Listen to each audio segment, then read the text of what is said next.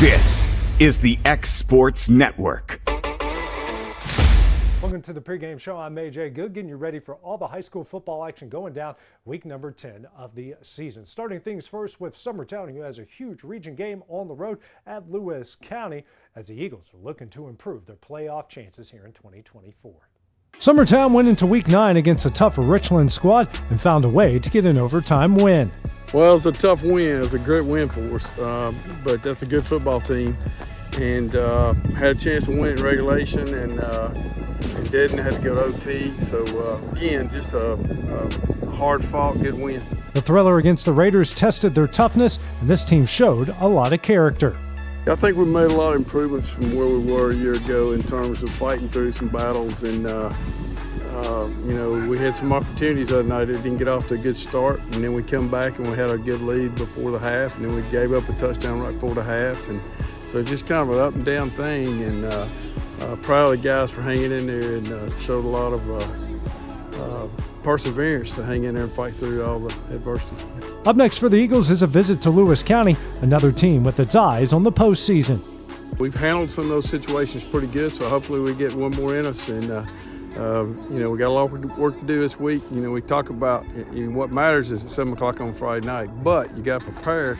You got to be ready for 7 o'clock, because if you're not, then it's not going to be any fun. So we got a lot of work to do this week, and see if we can work some kinks out, some mistakes, and get ready to go. The final 2 games will determine this team's fate, and each one is just as important as the next. Definitely, even if it's not for a spot, every game is important to us. So it's very important that these last 2 games we go out there and play the best we can. Summertown has points of focus for week 10, and they want to win each situation and put themselves in a great position. Turnover thing's a big deal, and we talked about it. I think we created 5 turnovers the other night. We gave up some points, but we created some turnovers, and I think we had 1, and it could have been costly. But so the turnover thing's big. That's got to continue. And then we rushed for 235, maybe 230. I'm not sure exactly the number, but we had a good night rushing the football, and that's always good when we rush the ball and kind of control the clock and that kind of thing. It's a good night. So those are a couple of things. Field position, there's some other factors, but those are a couple of big ones. Staying within that region, where Loretto was in action last night as they were hosting Waverly, trying to pick up a huge region win. Loretto trying to get back in the win column as they were hosting Waverly on senior night. Here in the first quarter, Mason Tidwell gets things going, calls his own number, cuts through the Waverly defense. He takes it in from 26 yards out as the Mustangs lead at 7-0. Still in the first, McDowell swings it out here to Nicholas McDowell, and McDowell is going to do the rest. Weaving in and out of traffic, nobody there. He would take it 71 yards to the house as Loretto leads 14-0. Moving ahead now to the second quarter, almost the same play. Tidwell throws out a screen here to McDowell. He will do the rest, weaving in and out of traffic again. This time takes an in from 40 yards out as Loretto would lead 21-0 at the half. Moving ahead here to the third, McDowell continuing his big night, takes a handoff over the left side. He does the rest, breaking a host of tackles. He would get it in from 38 yards out to make it 28-0. Now leading 28-6. Tidwell off the play action finds an open Hunter Smith for the 18-yard touchdown connection to make it 35-6. Still in the third, Tidwell swings it out to Corbin Reynolds. He's going to make a couple guys miss. A couple of beautiful moves up the field, and he would cruise into the end zone from 81 yards out. It's all from Loretto from there as they win at 42-13. Coming up next, we head on over to Class 5A, check in with Lawrence County as they get ready for the final 2 games of the regular season. Story and Lee, the Tennessee Valley's most dynamic furniture store, featuring our Made in America galleries with solid wood dining and bedrooms, leather furniture, mattresses, and so much more. You want it? We've got it. With our 3 acres of showroom and our huge warehouse, we're sure to have exactly what you want. And it's all ready to be delivered to your home absolutely free. Just try that anywhere else. We are Story and Lee. There are now more ways to save at Quick Mart. Become a Quick Club member and easily earn rewards on qualifying purchases at Quick Mart convenience stores using the Quick Club app, available in the Apple App Store and Google Play. To save on fuel for work, use the Fuel Rewards Pro app to earn 5 cents a gallon on work fill-ups and redeem the savings for yourself. To get started, visit fuelrewards.com/pro or download the app in the Apple App Store and Google Play. McMaster's Home Gallery, where you'll always get a special price every day. Shop their new showroom full of name-brand furniture, sofas, recliners, dining and bedroom suites, Serta bedding, lots of tables and chairs just to match your decor. McMaster's Home Gallery also has GE appliances. Stop by on Highway 43 in Loretto or call 853-6140. LUS is committed to our customers, from providing and maintaining energy-efficient utility services to friendly, helpful customer service. LUS is there. At LUS, we're always challenging everything we know, every day. We strive to improve efficiency and reliability while focusing on our responsibility to our customers and the community. It's our promise to provide dependable service to our customers every time. Because we don't just work in Lawrence County, we live here too.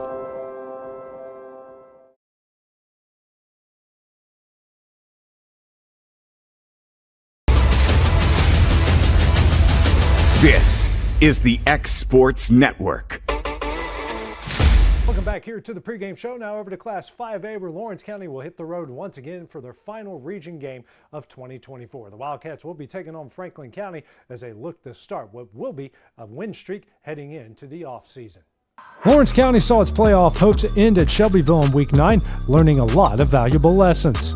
We started off real bad. We can't have stupid turnovers, stupid penalties, things like that. We shot ourselves in the foot a bunch, and they're a good football team. You can't win with that, especially against a good team like that. Ain't it easy win. The Wildcats will now turn the page to Week 10, where they look to build some momentum.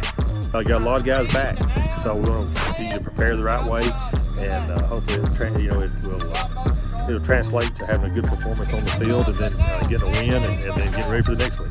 Despite their postseason hopes, this team wants to end 2024 on a high note and head into 2025 with a pair of wins. It would be great heading into the offseason to not be in on a losing taste in our mouth. It would be great to get a win and go into the offseason ready to work and get better for next season. Up next is another long road trip to Franklin County, a team that proved it's hard to beat after last year. Last year when I came over here, I'm going to preach this to our guys all week. It's a very similar situation. They played really well and beat Tullahoma, and then they struggled the rest of the year, came over here, and they had a really good first half against us. We helped them out with 2 turnovers, inside deep in our own territory, and led to 2 scores. And then we came roaring back in the second half, and then ended up getting beat, I believe, 31-30 or 32-31. And we had a great comeback. We've got to jump on them early, not give them momentum. I know they're going to be trying their best here. The Purple and Gold know they need to be humble and execute the fundamentals. I know we got to take care of the football, do our assignments, do our job. We can't underestimate it. And we've been struggling too. We're no better than them. They're a great football team. I know they're going to come to play, and we just got to do whatever it takes to win. Coming up next, we head on over to college football. Check in with UNA as they're coming off a bye week in a very important game. Let's make a deal. This is Jeff Hood with Keller Williams Hood Company in Lawrenceburg, Tennessee. The real estate market is moving so fast, and making a mistake or a bad decision could cost you or lead to disappointment. At Keller Williams, our team of professionals are the very best at what they do, and they have the very best resources to help you make your best deal. Call us at 931-762-5816, or better yet, go to our website at kwhoodcompany.com. We're Keller Williams Hood Company, making real estate deals great again. If you're stuck, then you're in luck. Call Tyler McDowell with In-Service Towing, 24 hours a day, 7 days a week for quick, reliable service. When you find yourself in a bind, In-Service offers full-service towing and recovery services as well as vehicle lockouts, jump starts, and emergency roadside assistance. Family-owned, family-operated. When you need a hand, call In-Service Towing or ask for them by name. Serving Southern Tennessee and North Alabama. Phone number 931-843-9098 or visit inservicespecialties.com. Hey, this is Phil Hooper. Get the look you want for your favorite school, church, or business with apparel from HD Ink Screen Printing in Leoma, Tennessee. Got a logo you need embroidered or screen printed? Let HD Ink give you the professional look that sets the bar in today's world. We do fundraisers and custom designed apparel and so much more. Call today, 931-201-2961, or come see us at our new shop located at 26 Ingram Road in Leoma. Remember, HD Ink for the look you want and the look you deserve. Flooring sets the tone throughout your home. For flooring that makes the right first impression, start by choosing us, Floored by Justin. A one-stop flooring destination. Our new location stands alone for unequaled customer service and selection. Owner Justin Story's mastery of custom hardwood inlays means every room can have a custom look. Discover how the right choice of hardwood, laminate, carpet, or tile can set the tone in your home. Contact Floored by Justin today.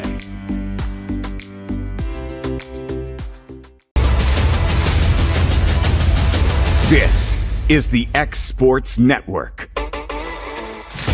Welcome back to the pregame show. Now over to college football, where North Alabama will be back in action in college football. The Lions are coming off one of the most important bye weeks that they have had after playing 8 straight games. They've currently won 3 in a row, and they have a huge game against Central Arkansas coming up on Saturday. Here's what head coach Brent Dearman had to say. UNA head football coach Brent Dearman. Coach, coming off the bye week, just how refreshing and needed was it for everyone? You know, our guys have been playing football since the middle to end of July. And it feels like eternity ago, really. When you think back to SEMO, and our guys needed a break. Shoot, our coaches needed a break. I needed a break. And we took a couple days and just got out of here. I've had multiple people ask me if I watched any football this weekend. I did not. I played with my kids. I cut grass. I usually do my best thinking on the lawnmower. So it was a much needed break where the injury report's gotten a little less people on it now. But it was fun to watch our young guys compete last week. That's what we did during the bye week, a lot of it. Just scrimmaging the young guys and letting some of the older guys get healthy. Going into the bye week on such a high of 3 straight wins, the win over nationally ranked Abilene Christian, where have you noticed kind of the refocus of guys as you brought everyone back? You know, I think our guys see that there's a great possibility in front of us. We're sitting at 0-5. You kind of lost a little bit of hope, and now with a 3-game stretch here of all conference wins, you're sitting at second place in the conference now. I think you've put yourself in a good spot, and what we've told our guys is now you have to treat every game like a playoff game. Sitting at 3-1, you can't afford probably another loss.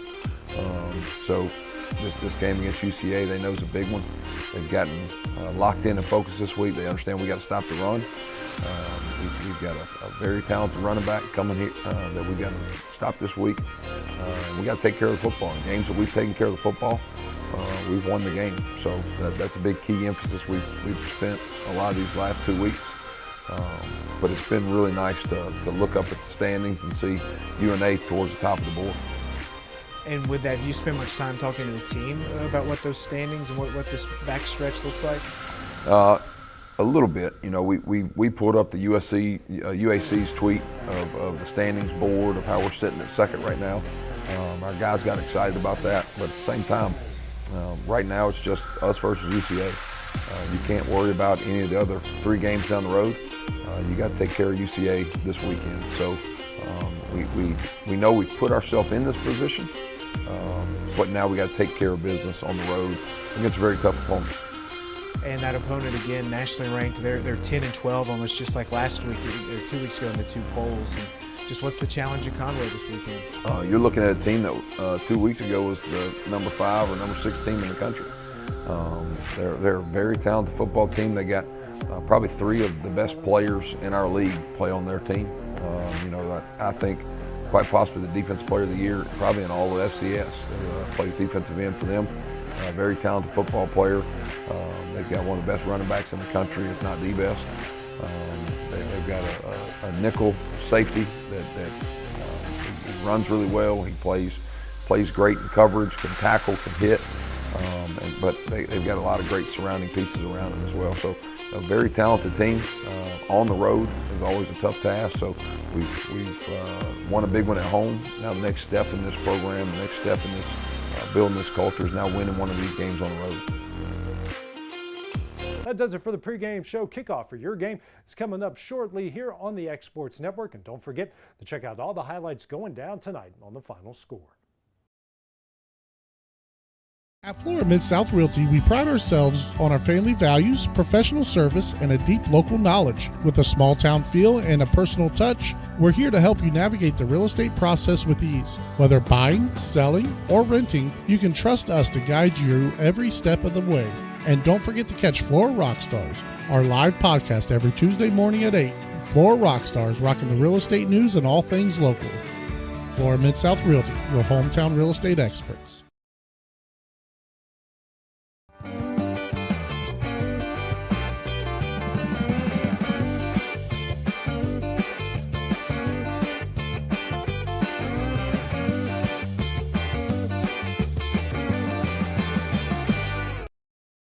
Make your property rock and roll with services from GNS Excavating, specializing in white sand, compost, mulch, topsoil, landscape gravel, and steel landscape edging. Turn to the pros who know how to make your project shine with years of experience. The best part is they're locally owned and operated. Choose from a vast selection of mulch and rock from their conveniently located facility at number 3 Valley Road in Lawrenceburg, just off Buffalo Road. Phone 931-279-3841 and get started today. Going the distance with local sports. Loretto Mustangs. Summertown Eagles. Lawrence County Wildcats. This is the X Sports Network.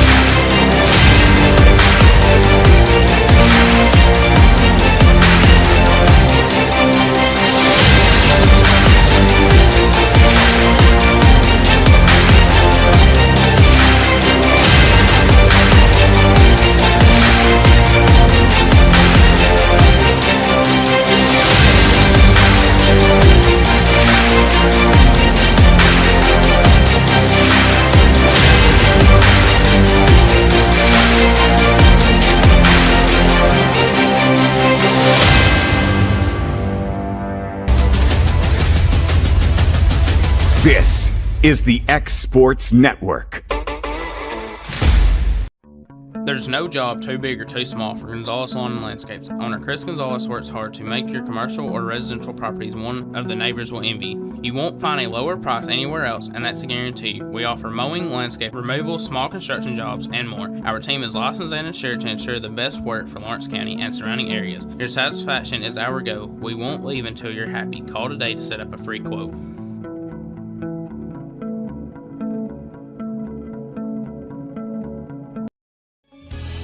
Hey guys, I'm Kyle Hammock, General Manager here at Heritage Automotive, your Chevy GMC dealer in Lawrenceburg, Tennessee.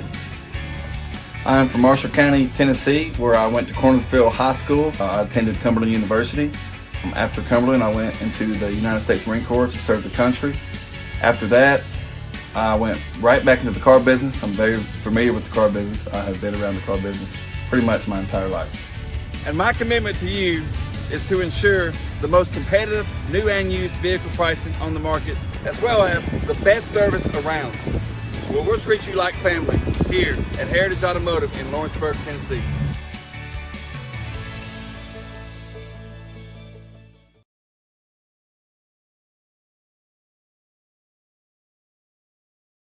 Hey, this is Phil Hooper. Get the look you want for your favorite school, church, or business with apparel from HD Ink Screen Printing in Leoma, Tennessee. Got a logo you need embroidered or screen printed? Let HD Ink give you the professional look that sets the bar in today's world. We do fundraisers and custom designed apparel and so much more. Call today, 931-201-2961, or come see us at our new shop located at 26 Ingram Road in Leoma. Remember, HD Ink for the look you want and the look you deserve. A moment in real estate with my dad, Jeff Hood. You know, I get asked a lot about what the market's going to do. How's the real estate market? I've been selling real estate for a long time, and nobody has a crystal ball. And you know what? When it's your time to buy or your time to sell, it really doesn't matter what the market's doing. It's your time, and you have to do something maybe. What makes a difference is the agents and the experience that go to work for you. We're Keller Williams Hood Company, located here in Lawrenceburg, Tennessee.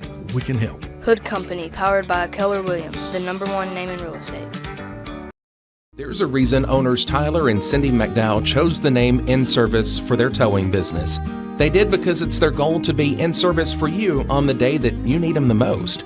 In-Service Towing is now known far and wide for their response time because minutes matter when you're broken down, or their 24/7 availability. You can call them anytime for service. Their professional team with years of experience and their fairness, plus their know-how in dealing with the unexpected.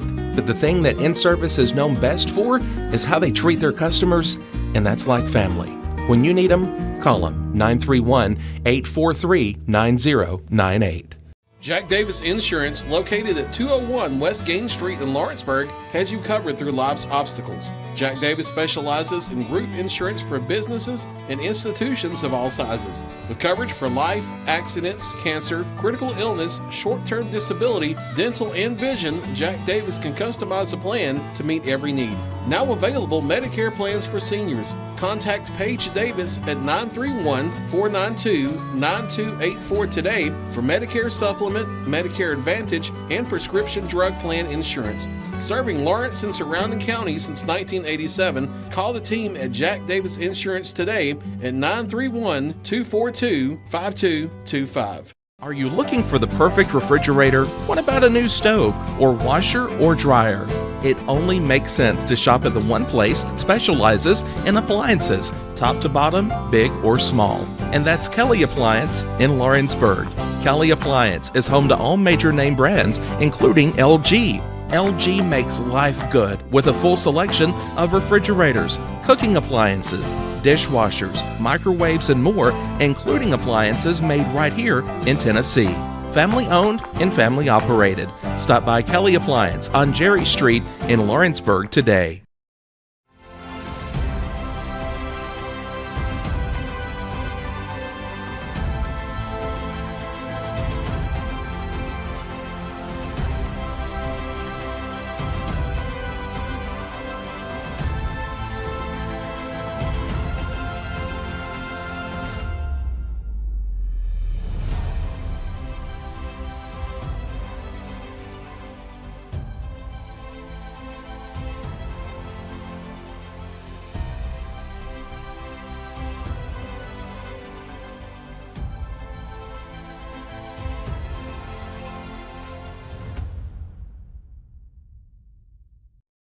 At Lawrenceburg Federal Bank, we're proud to be locally owned and operated because we're not just a bank, we're family.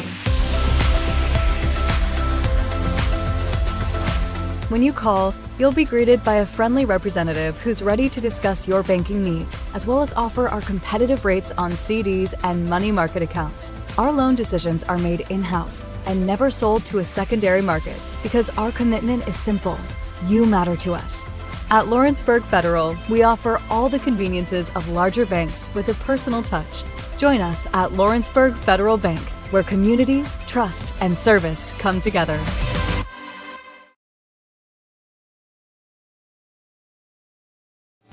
Lawrenceburg Flooring and More is your premier source for hardwood, laminate, luxury vinyl tile, sheet vinyl, residential and commercial carpet, carpet tiles, ceramic and porcelain tile, waterproof floating floor, plus blinds and shutters. Lawrenceburg Flooring and More is also home to all name brands and can tackle projects big and small. Installation? You're covered with installers who've got years of experience and stand behind their work. Let Lawrenceburg Flooring and More make your design dreams a reality. 2760 Highway 43 North, or visit lawrenceburgflooringandmore.com. Whether you're looking to spruce up the interior or exterior of your home or business, trust Lawrenceburg Glass to provide a one-of-a-kind product. From windows to mirrors, shower doors, custom framing, storefront installations, and everything in between, Lawrenceburg Glass takes pride in our quality craftsmanship and strong attention to detail. With us, your customer experience always exceeds expectations. We're reliable, on time, and we deliver stunning results. Lawrenceburg Glass. Our passion is reflected in our work.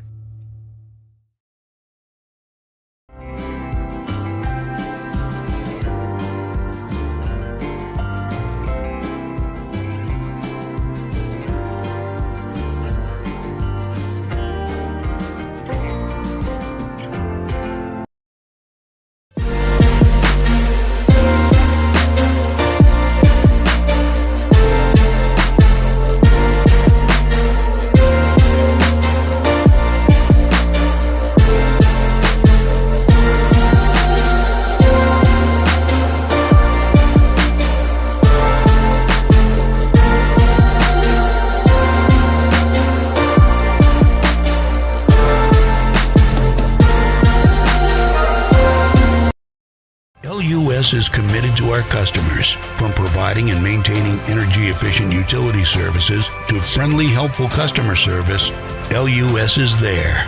At LUS, we're always challenging everything we know, every day. We strive to improve efficiency and reliability while focusing on our responsibility to our customers and the community. It's our promise to provide dependable service to our customers every time.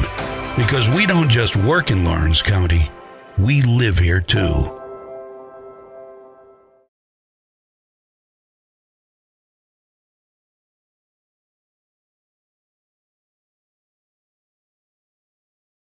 Make your lawn a legacy. At Legacy Lawn and Landscapes, we put more than 16 years of experience into your goals. We won't meet your expectations, we'll exceed them. We offer consultation, installation, maintenance, hardscapes, construction, and land clearing services. Owner John and Jamie Brewer with their team are dedicated to providing the highest quality landscape services to commercial and residential clients in Middle Tennessee. Service, teamwork, results. That's how you leave a legacy. What really matters during the ball game, I wonder how much of sports comes down to knowledge and how much of it comes down to execution. We have to know the game. We have to know how to play the game. But we also have to go out and execute the game. The same is true in Christianity. We can know the right thing, but James says he who knows the right thing and doesn't do it, well, that's still sin. So just knowing the right thing isn't enough. We have to go execute. We have to go behave, do the right thing. And that message brought to you by your friends at the Leoma Church of Christ. Are you looking for a non-factory job environment? Livingstone Freight Solutions is a 3PL company that began managing warehouses in Tennessee, Alabama, and Mississippi. With our multiple shifts and experienced management team, our goal is to give you, as an employee, a safe family work environment and competitive wages. We offer a wide variety of employment opportunities from forklift drivers to management level positions. We also strive to offer a competitive benefit package and PTO options. For more information or to apply, visit us at livingstonefs.com or give us a call at 931-269-3255.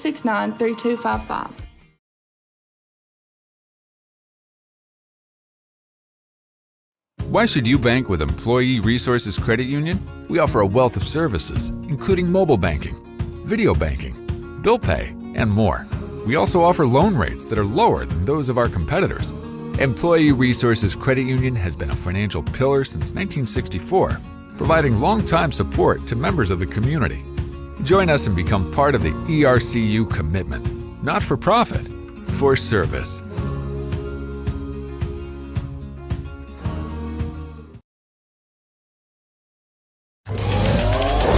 Going the distance with local sports.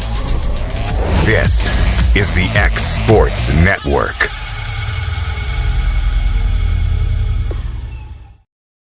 And welcome everybody here to Winchester, Tennessee, the site for tonight's TSSAA Class 5A Region 5 showdown between the visiting Wildcats of Lawrence County and the Rebels of Franklin County on Franklin County Senior Night. This is AJ Good, joined alongside by Dusty Kaiser, and our producer tonight is Hayden Burks. Taking a quick look at both sides.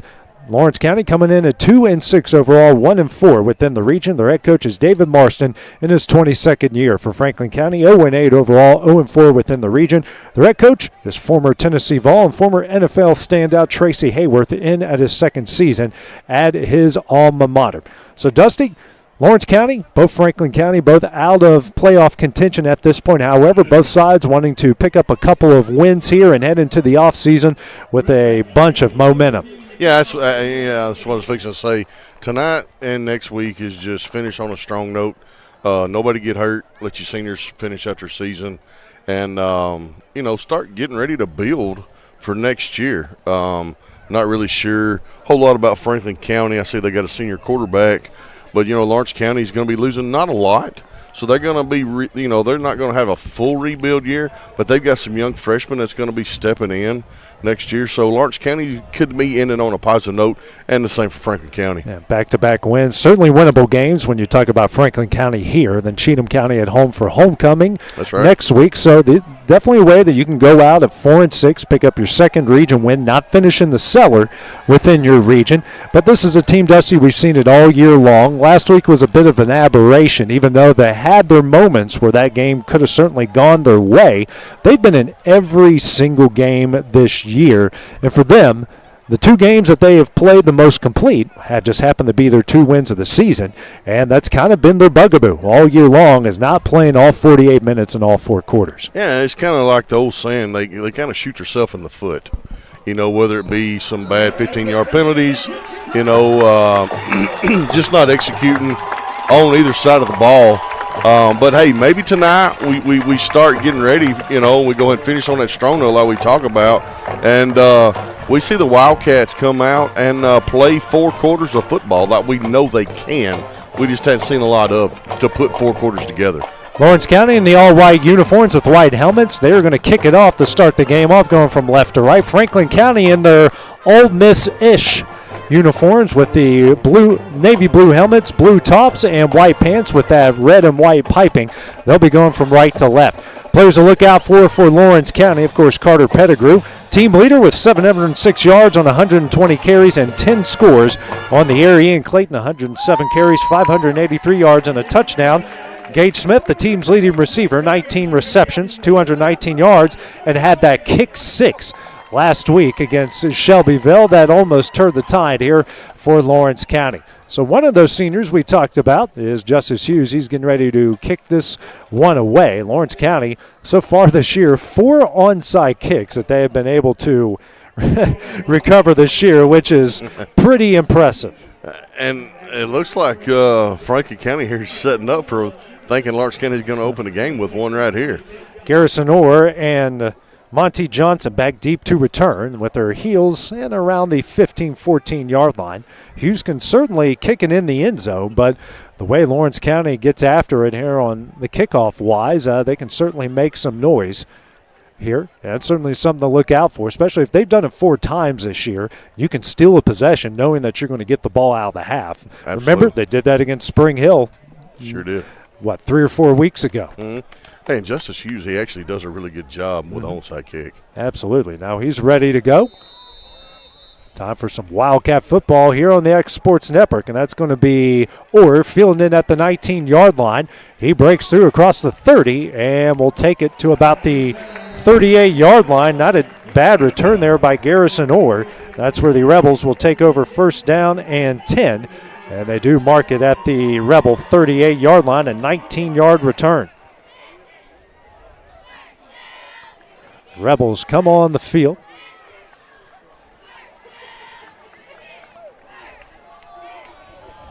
At quarterback is Dawson Sowers. Here out of the pistol. Now he's going to call his own number, and Tayden Russell drags him down at about the 41-yard line.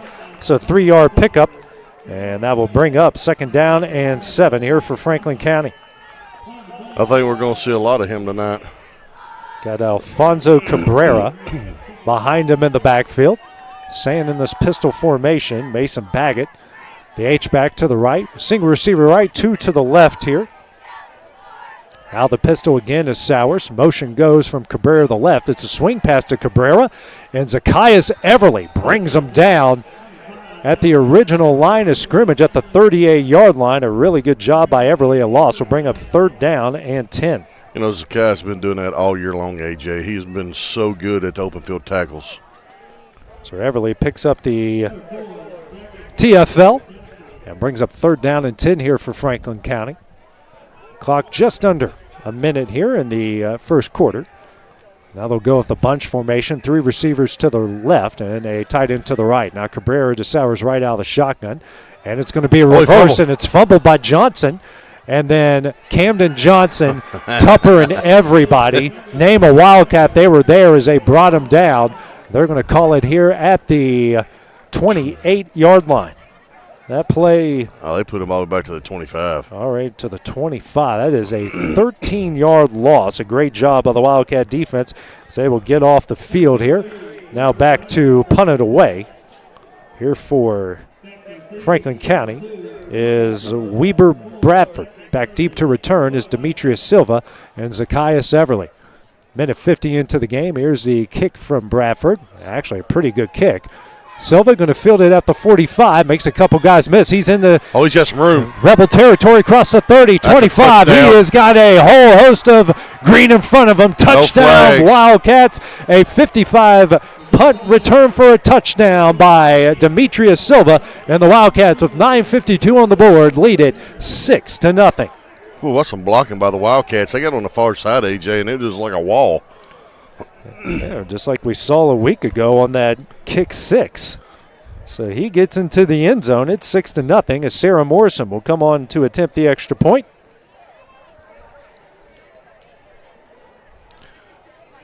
Good way for Lawrence County to start the game out here. Got a 3 and out. And then return the punt for a touchdown. Unreal.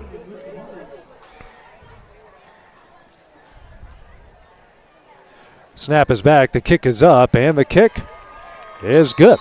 So with 9:52 remaining in the first quarter, Lawrence County leads at 7-0. We'll have the next Rebel Drive when we return here on the X Sports Network. Being raised in Tennessee, we believe in the importance of family and community.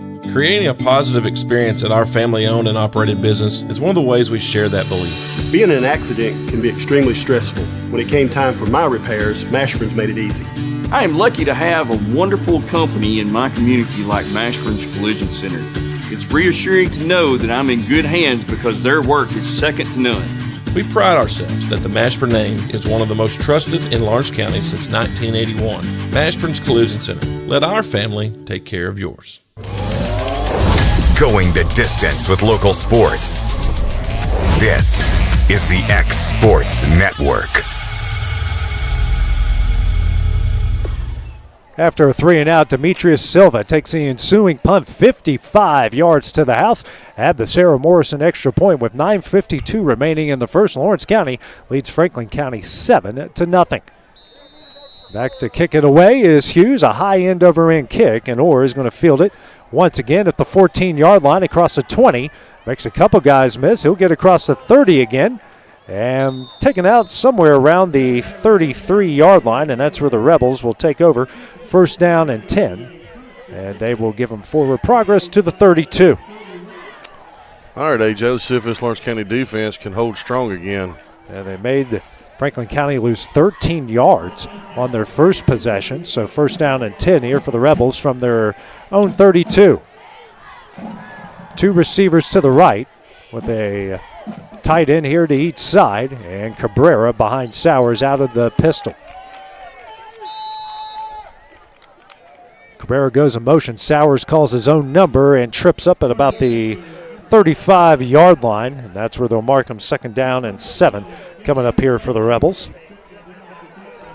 That was Tupper in the backfield there. He tripped him up. 2nd down and 7 coming up. 9:30 remaining here in the first. And with the same formation, 2 receivers to the right. Now 2 tight ends to the right. Cabrera goes in motion to the right. Sowers will throw the swing out to Cabrera again. And he is tripped up by Everly again. Right at the line to gain. Brings up 3rd down and 7 for Franklin County. Another great job. It's 2 great tackles by Everly. Get the offense, a no-huddle offense under 9 minutes remaining here in the first. 2 same formation here now with the tight end to each side. Cabrera now goes to Sowers right here out of the pistol. Now Sowers steps up and goes nowhere. Tayden Russell and Tupper there for the stop after the 1-yard gain. 4th down and 6 coming up. And the punt unit coming on the field again, once again, for the Rebels. Yeah, that Franklin County offensive line, AJ, they're going to have a whole night trying to run up the middle against this Lawrence County defense. Bradford to punt it away again. Silva and Everly back deep to return. Snap is low. Bradford, Carl almost got it. This one is going to take a bounce at the 39. Everly's going to field it at the 35. And decent return. I think they'll mark him around the 42-yard line. That's where the Wildcats will take over. 1st down and 10. They haven't marked. Trying to figure out where they marked him. Looks like the 44, 43-yard line. Yeah. Yeah, the 43. 43. 8-yard gain there by Everly. They painted these lines last week. You kidding? They painted them last month. Yeah. 1st down and 10 from the Wildcat 43. 8:02 remaining here in the first. Logan Clayton, the starting quarterback. 2 receivers to the left, tight end. A single receiver to the right. He's got Carter Pettigrew, the team's leading rusher, to his right. Gavin Schultz, the tight end, goes in motion to the left. Hand off to Pettigrew up the middle. He's got a lot of room. He's in the Rebel territory. And down to the 43-yard line. They mark him at the 44. A great opening run by Carter Pettigrew. Yeah, he's just following his blockers. That's what you do right here. You just follow your blockers, get your head down and go. Wildcats going fast here as they flip the formation. 2 receivers to the right, tight end, and receiver to the left. Schultz, the tight end, goes in motion to the right. Hand off to Pettigrew again. And this time maybe made it back to the original line of scrimmage. Brings up 2nd down and 10. Good job by Franklin County. They kind of read that one.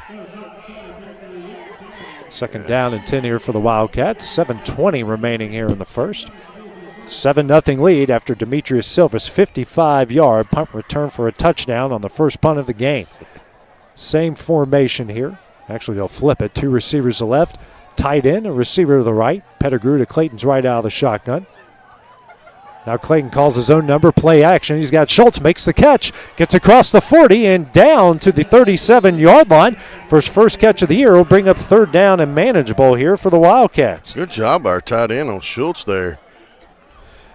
That play has been there for a while, and finally the Wildcats have been able to execute it here. A good catch by Schultz on the ball that was at his shoe tops. Harcount is able to take a look here at the sideline. Thomas Cunningham on the field here for Lawrence County. 3rd down and 3 is their first 3rd down conversion. The Wildcats are just a hair above 30% on the year. And now Clayton calls his own number. He's going to get the first down and more across the 30, 25, 20, and down around the 18-yard line. A great first down run. So now the Wildcats are in the Rebel red zone. 19 yards on the pickup on the option keep from Logan Clayton.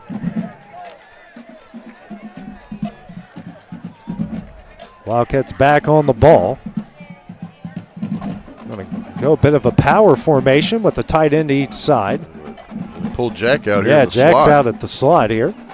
Clayton now hands off to Pettigrew. He gets across the 15 and muscles his way down to the 13-yard line.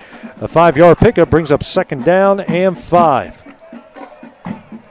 Offense, everything clicking for Lawrence County in the early going. 5:40 remaining in the first. Bam beside us here having a good time with this beautiful setup here at Franklin County. Beautiful weather tonight. Weatherman's good to us. Dusty says it's the best hot dogs in all of the state of Tennessee. I ain't complaining. Ha, ha, ha. 2 receivers to the right with the tight end. Single receiver to the left. Clayton with Pettigrew. Now Pettigrew gets the call on the counter and gets tripped up across the 10 down to the 9, and he will be about a yard short of the first down. They converted on their previous third down. See if they can do it again.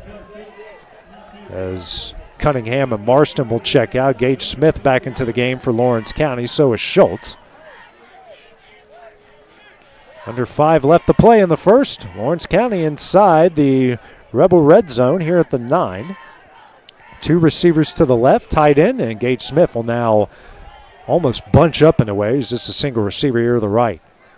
Pettigrew to Clayton's left, and it's a handoff to Carter. Cuts up field and will get the first down to the 7, still pushed. And they will get him forward progress to the 6-yard line and another Wildcat first down on the 3-yard pickup.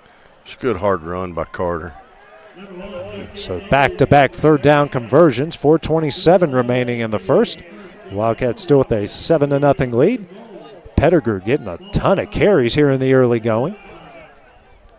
I think he's thinking about 1,000 yards here. He's just above 700 coming into the game. If you can pick up $150 here and $150 next week, that's back-to-back 1,000-yard receivers and rushers and back-to-back years for Lawrence County.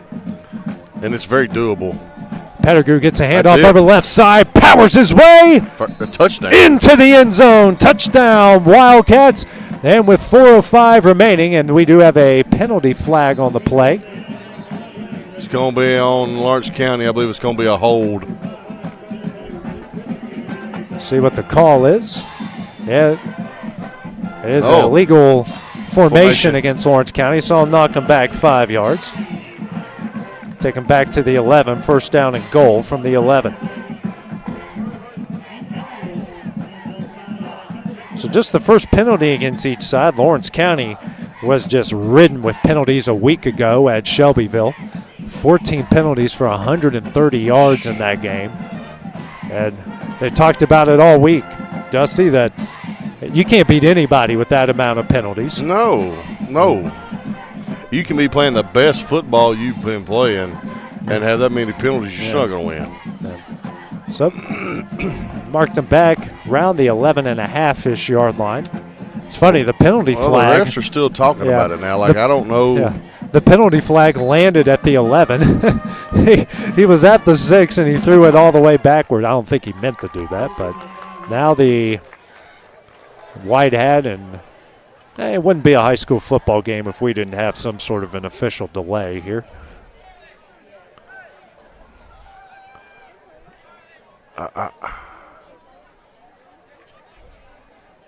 And now we're ready to go, maybe.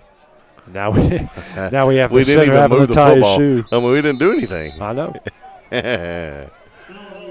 All right, finally first down and goal from the 11 here for Lawrence County. Clayton now the shotgun. Blitz shown here, and now we're going to have a false start. That middle linebacker showed up there and made one of the offensive linemen flinch. So back-to-back penalties have now taken them first and goal to the 16.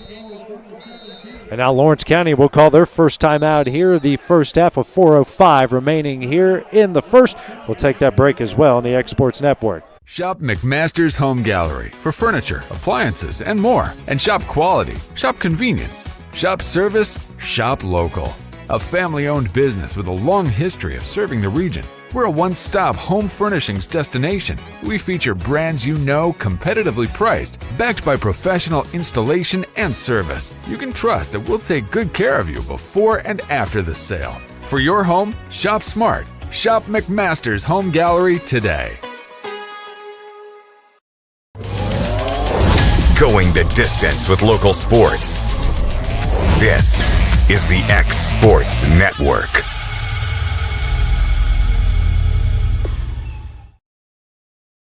After back-to-back procedure penalties, Lawrence County has a first down and goal from the, now looks like the 17-yard line.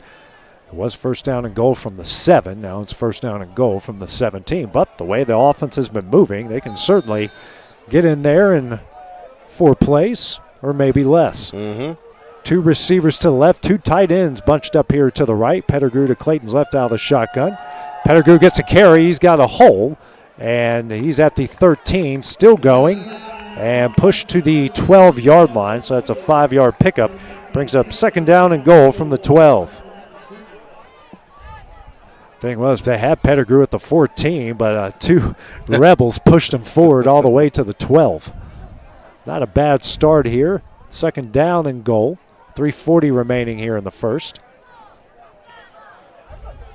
Two receivers to the left, two tight ends bunched up over to the right. Pettigrew to Clayton's left out of the shotgun.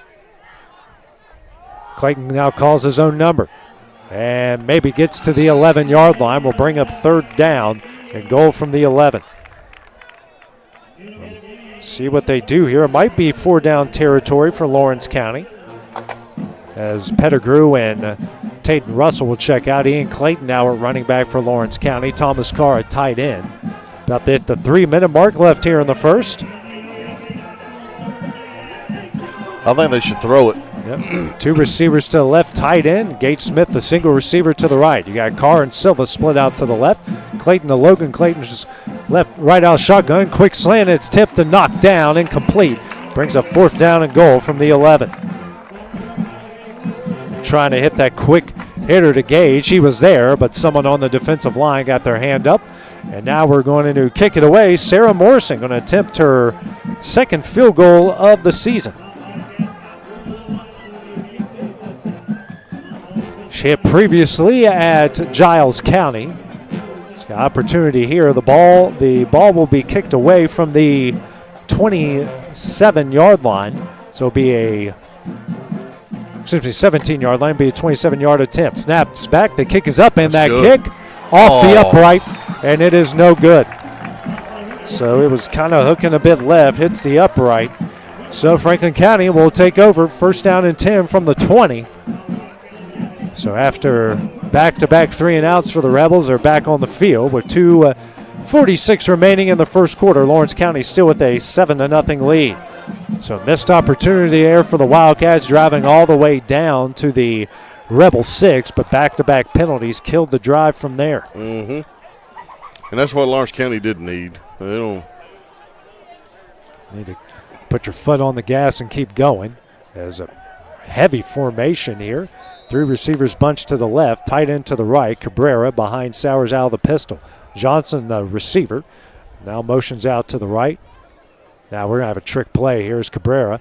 Now the Wildcat takes a run over to the right, and he gets brought down and around the 22-yard line. A 2-yard pickup brings up second down and 8. Run game, not much going for Franklin County here in the early going. No, I mean, I wouldn't think that was time to pull out some kind of wildcat, but hey. You can kind of see that coming from a mile away. Yeah. They'll do that same formation with Cabrera to actually behind Sowers here out of the pistol. We'll go in motion to the right. It's hand off to Johnson up the middle. Nowhere to go. Good job there by Tupper on the stop as he got a gain out to the 23. Third down and 7 coming up. Wildcat offense is on, the defense is on top of it so far. Another third down. Rebels are 0 for 2 so far. About to hit the minute 45 mark here left in the first quarter. Two receivers to the left, and we'll have two receivers to the right here for Franklin County. First time they've really spread it out here in the game. Wildcats have got 5 on the line here. Slow snap. Sowers gets pressure. Thomas Carr and Tatum Russell are going to bring him down at the 17-yard line, and another 3-and-out for the Rebels. Great job by Lawrence County getting this got the penetration in the backfield. Sowers, I mean, it was a low snap. They didn't have nowhere to go. Nothing to do with the football. Bradford back to punt for the third time today with Silva and Everly back deep to return. Everly on the 50, Silva on the 45 of Franklin County's. Minute left here in the first. And Franklin County making some late substitutions. They haven't even rolled the play clock here. Oh, they stopped it. Now they're going to roll it. Bradford's kick. Spiral, and it will land at the 40 and roll all the way to the Wildcat 47-yard line. Not a bad punt there by Bradford, and that's where the Wildcats will take over. First down and 10. So Good, decent starting field position for the Wildcats again. Going to try to get some redemption after the last drive. Made it to the Rebel 6, but a couple penalties ruined their chances inside the Rebel red zone. Yeah, they're going to try to clean it up here, get a score. Carr, the single receiver, all by his lonesome out to the left. Two receivers, Everly and Silva to the right. Ian Clayton now at running back to Logan Clayton, no relations left here out of the shotgun. Gavin Schultz, the tight end, to the left. Everly goes in motion. Quick pass here to Everly. He will go around the left side. We got a penalty flag thrown as Everly gets in the Rebel territory and gets brought down at the 41-yard line, but pretty obvious holding penalty we saw there coming from a mile away, and that will take the Wildcats 10 yards back. Yeah, you can't tackle on offense. And it's, Zacchaeus is going to run around him, and he threw him down for no reason. It just is what it is. Yeah, you're right, AJ. I mean, That will should take him back to the Wildcat 37. Should. And they will, so that's the third penalty against Lawrence County now for 20 yards in the game. 31 seconds remaining here in the first quarter. Two receivers to the left, tight end. Silva, the single receiver to the right. Man coverage and on sides here. Handoff here to Ian Clayton up the middle. And he is continuing to drag defenders to the 44. That's where they'll give his forward progress on the 7-yard pickup. That might be the final play here of the quarter. 15 seconds left. See what Lawrence County does. Second down and 13 coming up. I think they will take this one to the quarter. But they're going to try to line up, and they're not going to get this one off in time. And they won't. So after 12 minutes of play, Lawrence County leads Franklin County 7-0. We'll continue the Wildcat Drive when we return on the X Sports Network. For high school athletes, every game counts. You push your limits and you chase your dreams. But when injury strikes, you need more than just recovery. At Southern Tennessee Orthopedics, we're here to get you back in the game faster and stronger. From cutting-edge treatments to personalized and compassionate care, we're here for your every move. Our specialized team of experts encompass decades of experience in sports-related injuries. Dr. Paul Thomas, Melanie Durham, and Julie Marcus offer the most comprehensive care from diagnosis to recovery. With advanced treatments and tailored rehabilitation plans, we'll help you heal stronger and faster. Trust Southern Tennessee Orthopedics to keep you at your best because your future is worth it. Old School Rentals in Loretto, Tennessee is headquarters for all your rental equipment needs. Need a trailer? How about saws, tools, loaders, or generators? You can find all of that and much, much more at Old School Rentals. Owner Ryan Smith, located on North Main Street in Loretto, Tennessee. Going the distance with local sports. This is the X Sports Network.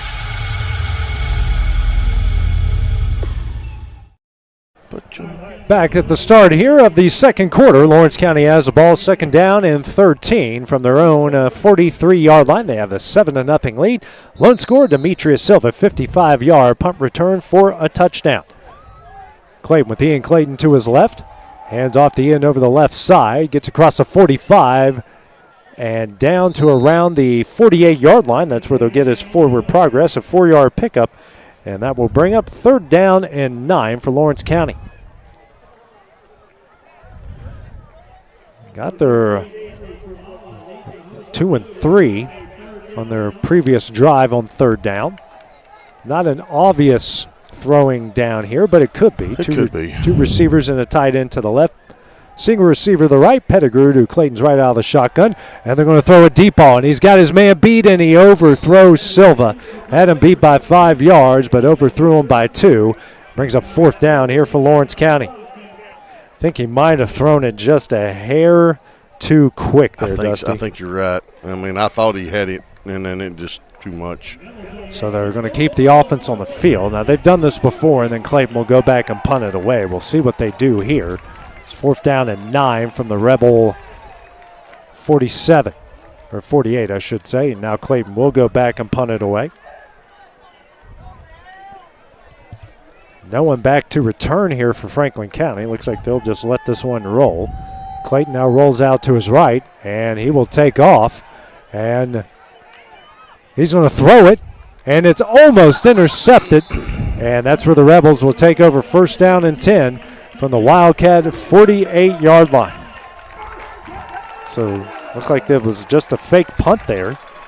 Yeah, I was kind of confused.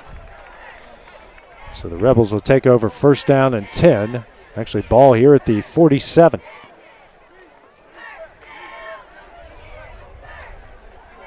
Franklin County got good field position. Yeah, best of the game so far. They've had 3 straight 3-and-outs, 11-12 remaining here in the half. Halloween night, seen a lot of Halloween costumes around the stadium here tonight. Mm-hmm. My son is being Nemo at Trunk or Treat right now. Okay. Yeah, I'm Marlon. That's tomorrow at church. Sowers drops back. He's going to throw it down the middle. And Johnson triple covered. Smith on the interception at the 10-yard line. No, they're saying it was incomplete. Smith had it, and it fell out of his hand as Sowers threw in the triple coverage. And then called holding against Franklin County. I think Lawrence County is going to take it here. Yeah, they're going to take it. Man, that was close. I mean, yeah. He was on the ground when he caught was. He absolutely was, but it just didn't hold on to it as they will mark the ball at the Franklin County 43. I guess I'll agree with it, but I don't know.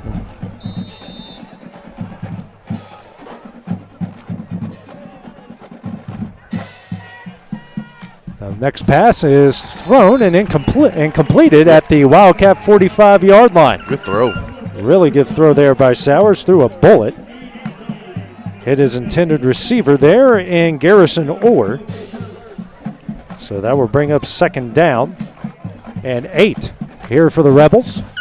Actually marked it at the 44. Under 10.5 remaining here in the half. Second down and 8 coming up here for the Rebels.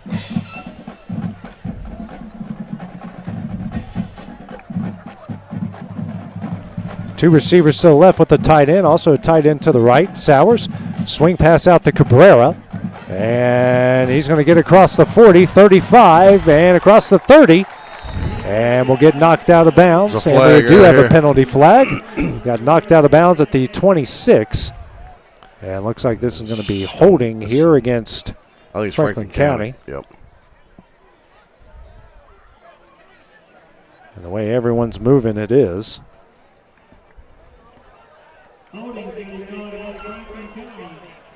So they have the ball here at the, what would have been the line to gain at the 37.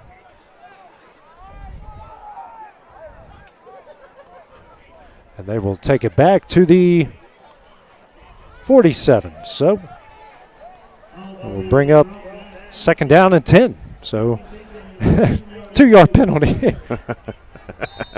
2 penalties for 12 yards here against Franklin County. Hey, I like the play call by Franklin County. Yeah, swing. They've ran it a couple times. That's the first time it's really worked. Now, if you do it now, you're on the short side of the field. Now they're going to call timeout. Now timeout will be called here by Franklin County. They're first of the half, 9:48 remaining here in the half. We'll take that break as well on the X-Sports Network. Oliver Wellness and Massage, located in Pulaski, Tennessee, is your premier spa for massage therapy, salt therapy, IV therapy, tanning, and much more. Stay relaxed, look your best, and feel good at Oliver Wellness, located at 1187 West College Street, Pulaski, Tennessee, or contact Haley at 931-309-0462 or schedule your appointment online at 931massage.com.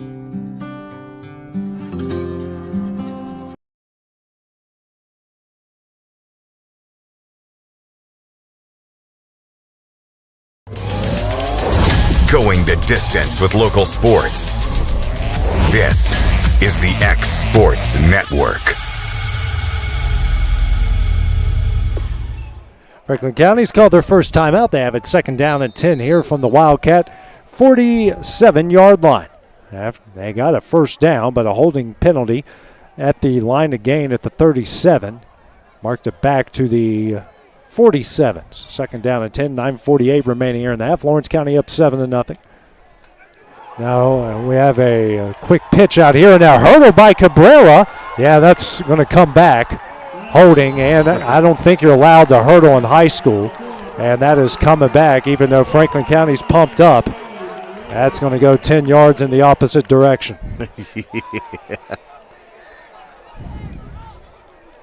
That was a play that happened really quickly.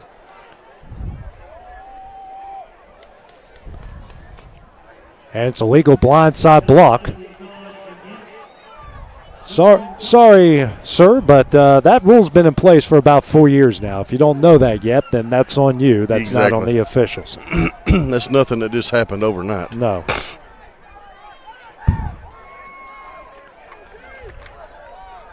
So that will knock it all the way back to the Rebel 40-yard line. And he's over here jumping down like he done something. Yeah. Yeah, it's a great-looking hit, but it also might have just killed your team's drive right here. Exactly.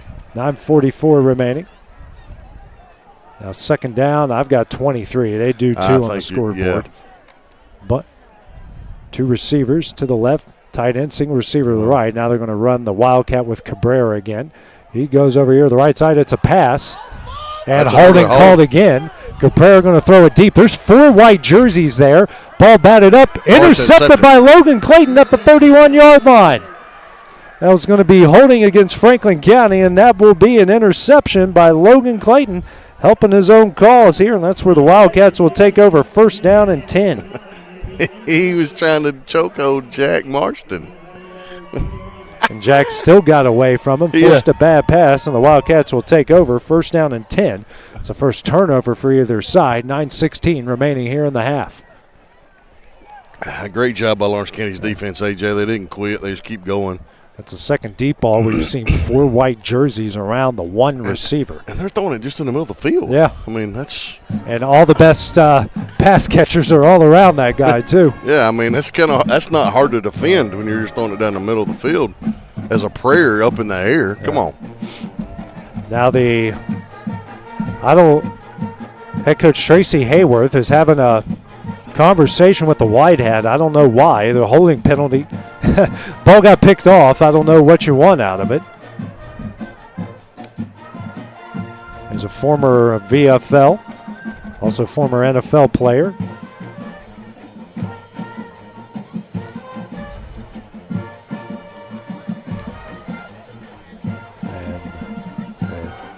At this point, the white hat just needs to walk away. Yeah, just walk away, man. That was 2 plays ago. Yeah. Was he still talking about the blindside block, you think? I think he was. Yeah. I mean, he's doing a good job of giving us an illustration out here. Hey, looks like he can still move. Yeah, we'll move over here to the sideline. Let's get this game going. Oh, man. That's your Exports Live moment of the night. Yeah, at this point, this is just unnecessary. And he's still demonstrating it, the blindside block.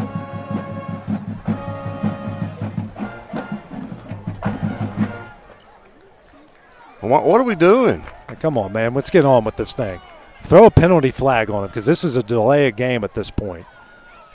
Whitehead doesn't even know where he's supposed to go either. He's supposed to be back here. Yeah.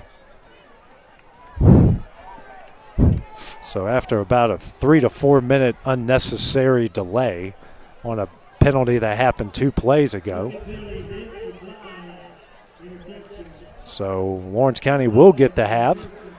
Their third drive of the game. First one got into the red zone, but a field goal off the upright was no good. And the next one went for it on 4th down at midfield and didn't get it to go. The lone scorer, Demetrius Silva, 55-yard punt return for a touchdown. 9:16 remaining. Pettigrew back at running back here to Clayton's right.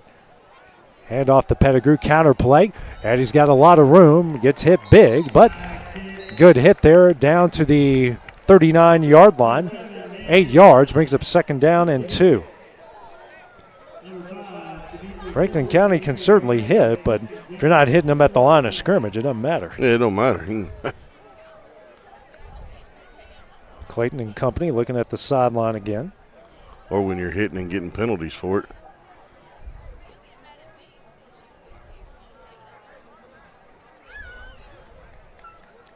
Man, it just got crazy quiet. Yes, it did.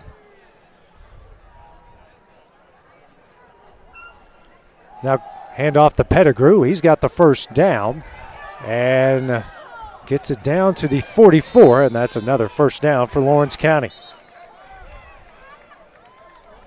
2 good runs by Carter and give the Wildcats another first down.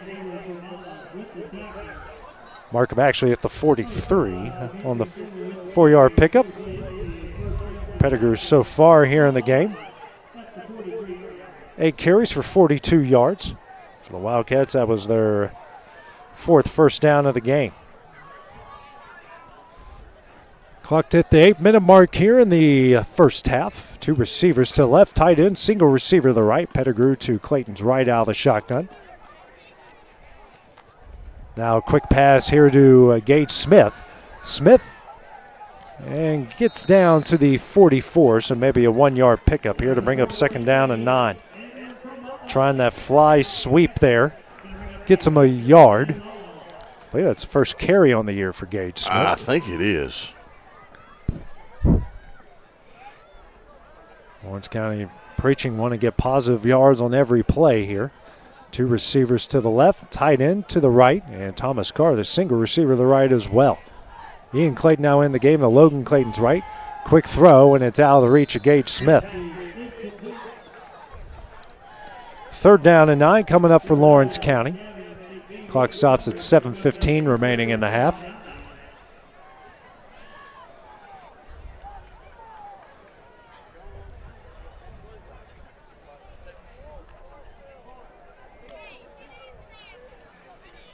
Lawrence County so far in the game is 2 for 4 on 3rd down. 2 receivers to the left, 2 receivers to the right. Schultz now the running back to Clayton's right out of the shotgun. Clayton will now call his own number. Gets into Rebel territory. He's in the clear, the 40, 30, 20, 10. No flags. Touchdown, Wildcats. Wow. Logan Clayton takes it in from 56 yards out, and the Wildcats now lead it 13-0 with an even 7 minutes remaining in the half. Ooh, what a keeper. And he just turned on the Jets. Give Gavin Schultz and that offensive line a lot of credit because he had a massive hold and run through. He did. And it looked like they could have got him. Yeah. And he just outrun them. Someone's shoe or someone's something on their uniform came off during that run as Sarah Morrison on to attempt the extra point. Also get some redemption after the field goal hit the upright. Snap back, kick up, and the kick is good. So with 7 minutes remaining in the half, Lawrence County leads at 14-0. We'll have the next Franklin County drive when we return on the X Sports Network. Got primary care? Find your way to better health with Primary Care by One Stop Medical. With decades of combined experience, you'll find a one-on-one relationship just like the old days, but with the convenience and technology of today. When One Stop Medical does primary care, it's the best. Call today for an appointment and find your way to healthy living. Serving Lawrenceburg, Pulaski, and Hohenwald. Phone 931-244-8220. Primary Care by One Stop Medical at its best.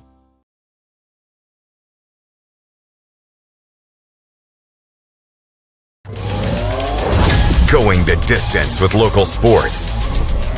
This is the X Sports Network.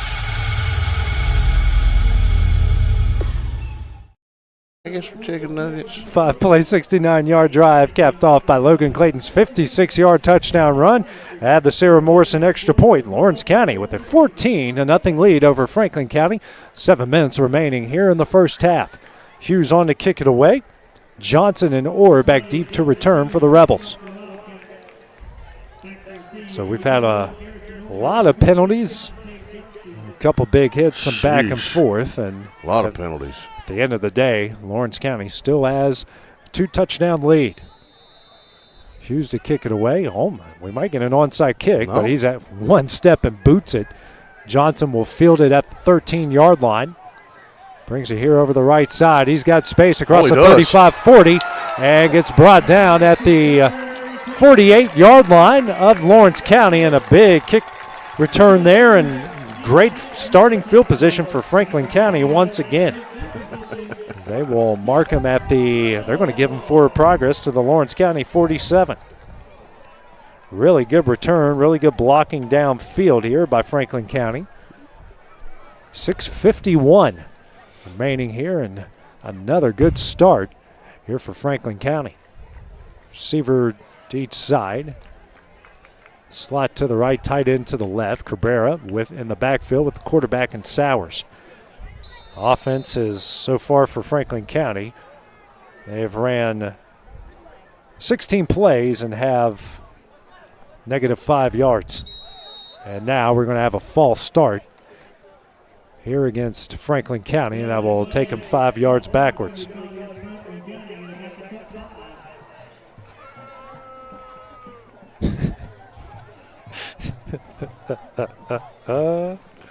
I love it was almost like a cow mooing over here. What I liked about it is he flinched and he kept his hand on the ground like, there are cows back there? For real? Oh, they are, yeah. Good call, Hayden. But that was definitely not one of the cows. That was definitely a fan. Two receivers to the right. Quick pass here to Johnson. And he maybe gets to the 49-yard line. Good job there by Lawrence County to wrap him up, and that will bring up 2nd down and 14. They've tried that fly sweep a couple times, and Lawrence County has been all over it. 6:30 remaining in the half.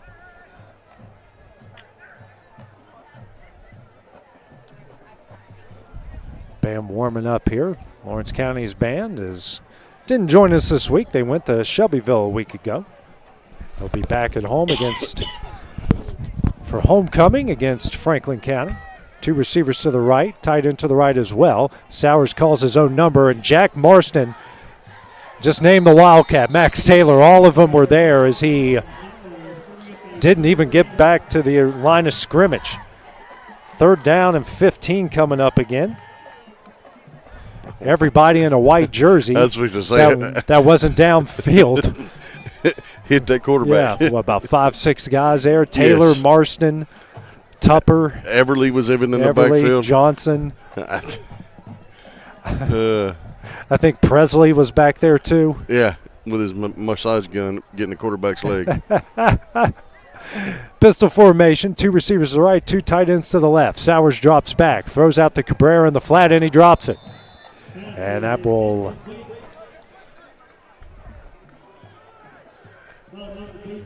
that was 2nd down? Yeah, I thought that was going to be 4th down. They just didn't. Yeah, now it is 4th down. They just didn't have it up there on the screen. So 4th down coming up. Bradford on the punt it away. I'll tell you right now, they done it to punt before. The last one they didn't do. Yeah. I don't know why they just don't go after the punt here. Yeah. They're only rushing 2, and it's a high wobbly punt. Lands very close to Lawrence County, but they will let it roll all the way to the 20-yard line, and that's where the Wildcats will take over. 1st down and 10. Actually, they'll move it back to the 20, or right on the 20, I should say. Should be. I believe that's their worst starting field position for Lawrence County here at the Rebel at their own 20. 5:10 remaining. Wildcats will get the ball coming out of the half, so another score here can certainly put this one, don't want to say completely out of range or out of distance, but it could certainly add a lot of distance. Single receiver, tight end to the right. 2 receivers left. Thomas Carr is the split out here to the left. Ian Clayton, Logan Clayton's right. Everly goes in motion. And now Logan Clayton calls his own number and gets it to the 25-yard line. 5-yard pickup will bring up 2nd down and 5. Another good option keeper there by Logan Clayton. Actually giving forward progress to the 26. And Lawrence County's went heavy on the line right here. Yeah. Hey, why not? If it's working, let them go. Yes, I mean, they got the boys in.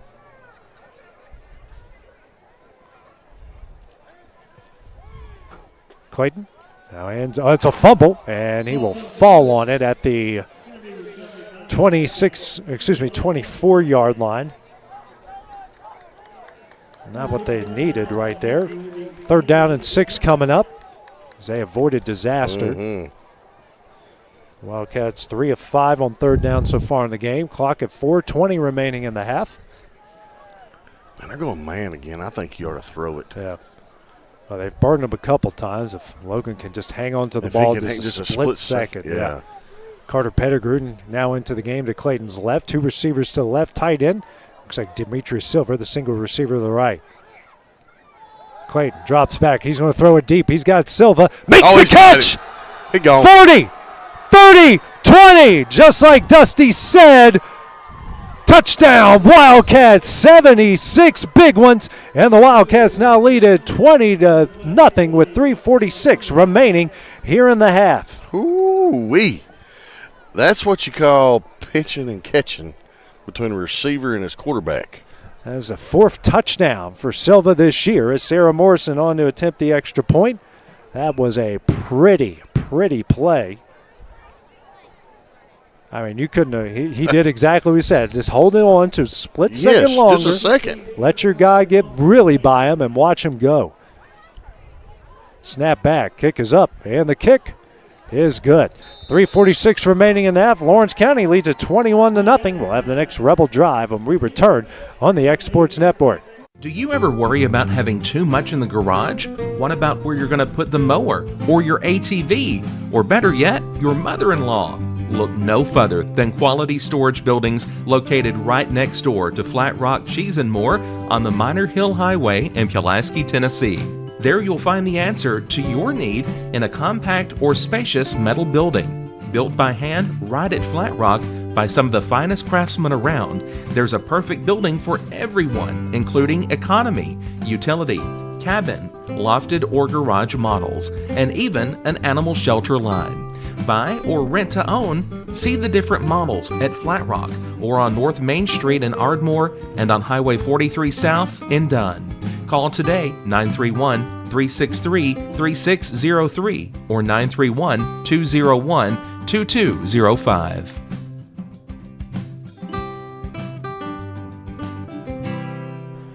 Logan Clayton, it's Demetrius Silva for the 76-yard touchdown connection, his 4th touchdown catch of the year and the 3rd touchdown pass for Clayton.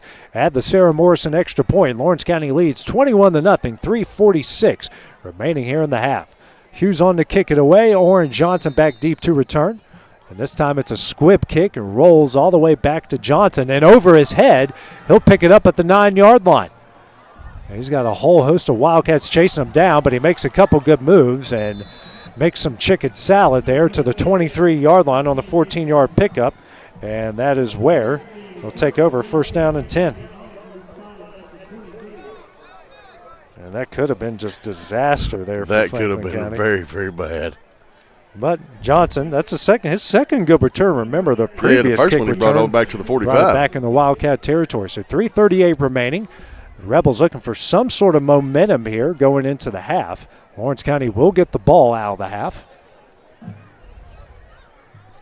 2 receivers to the left. Tight end to the left. Tight end to the right as well. Now a handoff here to Cabrera. The first straight handoff he's gotten, and he got it to the 30-yard line. A 3-yard pickup will bring up 2nd down and 3. It's the first time they've had a legit handoff up the middle of the game. And might be their second best. Yeah, it is their second best gain here on the night. But they're showing no urgency. Yeah. They do have, both sides have 2 timeouts remaining. Same formation. Hand off to Cabrera over the left side, and Tupper and Clayton will combine to tackle him, but he'll get enough for the 1st down to the 35-yard line on the 5-yard pickup. And that is the first down of the game for Franklin County. Here with under 3 minutes left to play in the half. Jeez, You hear the kid over there. Uh-uh. So they finally got a first down. 2 receivers to the left, 2 tight ends to the right. Cabrera goes in motion left. Sauer calls his own number and muscles his way to the 41-yard line. 6-yard pickup.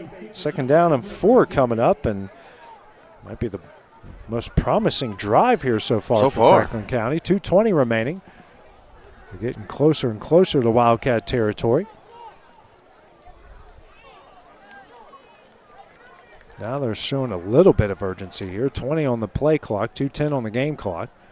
Sowers hands off to Cabrera, and Marston brings him down after a 1-yard gain. Really good job there. Jack Marston brought him down immediately.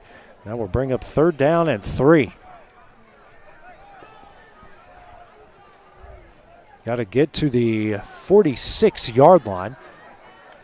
Franklin County on the ball quick. Handoff here to Cabrera. Taden Russell's got him, but Cabrera, I think he'll get enough for the first down. I don't think he did.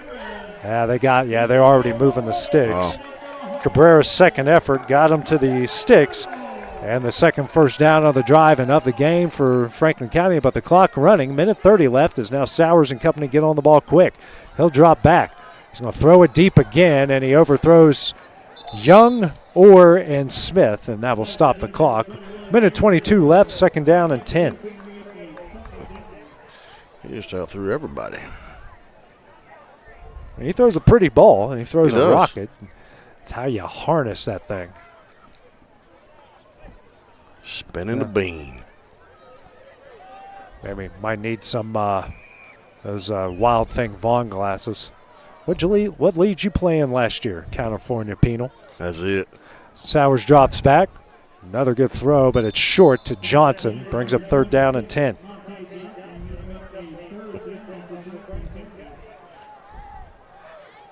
He fielded that like a second baseman. Yeah.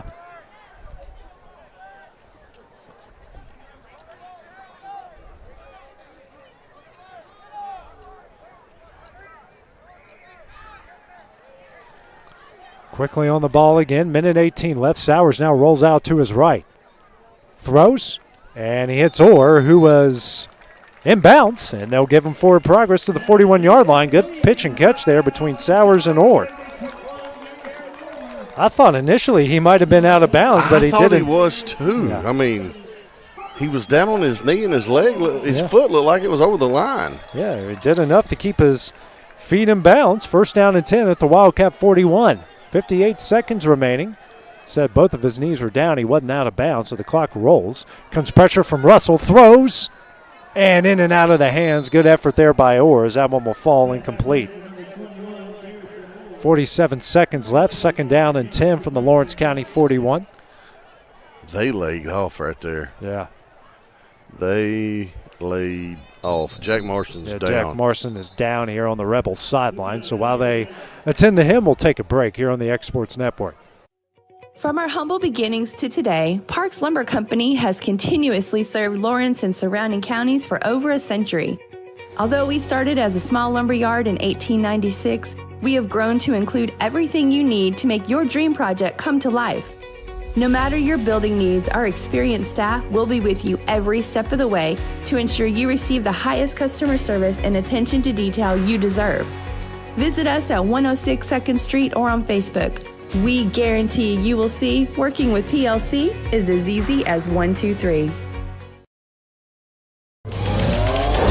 Going the distance with local sports. This is the X Sports Network. Marston was the injured Wildcat. Hopefully he's okay. They're checking on him on the Rebel sideline here.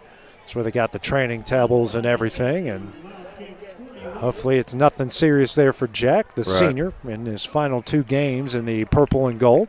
So a 2nd down and 10 coming up here for Franklin County. 47 seconds remaining in the half. 2 receivers to the right, 2 tight ends to the left. Sowers drops back, throws to the sideline, and completed to Johnson. And they will give him forward progress here to the 31. Actually, to the 32. It'll be a yard short of the first down as the clock rolls. 25 seconds left. Have to get on the ball here quickly. Motion from Cabrera out to the right. Sowers drops back, throws over the middle, incomplete. Had an open oar and threw it about a yard behind him. At 86 mile an hour. 18 seconds remaining. Fourth down coming up here for the Rebels. Don't know what their kicking situation is. It's a 49-yarder from this spot. I was watching the pregame, sir. I don't think that's... It's a possibility? No, sir. Unless we have some facing the Giants situation here. Now Lawrence County here will call their second timeout here of the first half. We will take the break with them on the X Sports Network. There are now more ways to save at Quick Mart. Become a Quick Club member and easily earn rewards on qualifying purchases at Quick Mart convenience stores using the Quick Club app. Available in the Apple App Store and Google Play. To save on fuel for work, use the Fuel Rewards Pro app to earn 5 cents a gallon on work fill-ups and redeem the savings for yourself. To get started, visit fuelrewards.com/pro or download the app in the Apple App Store and Google Play.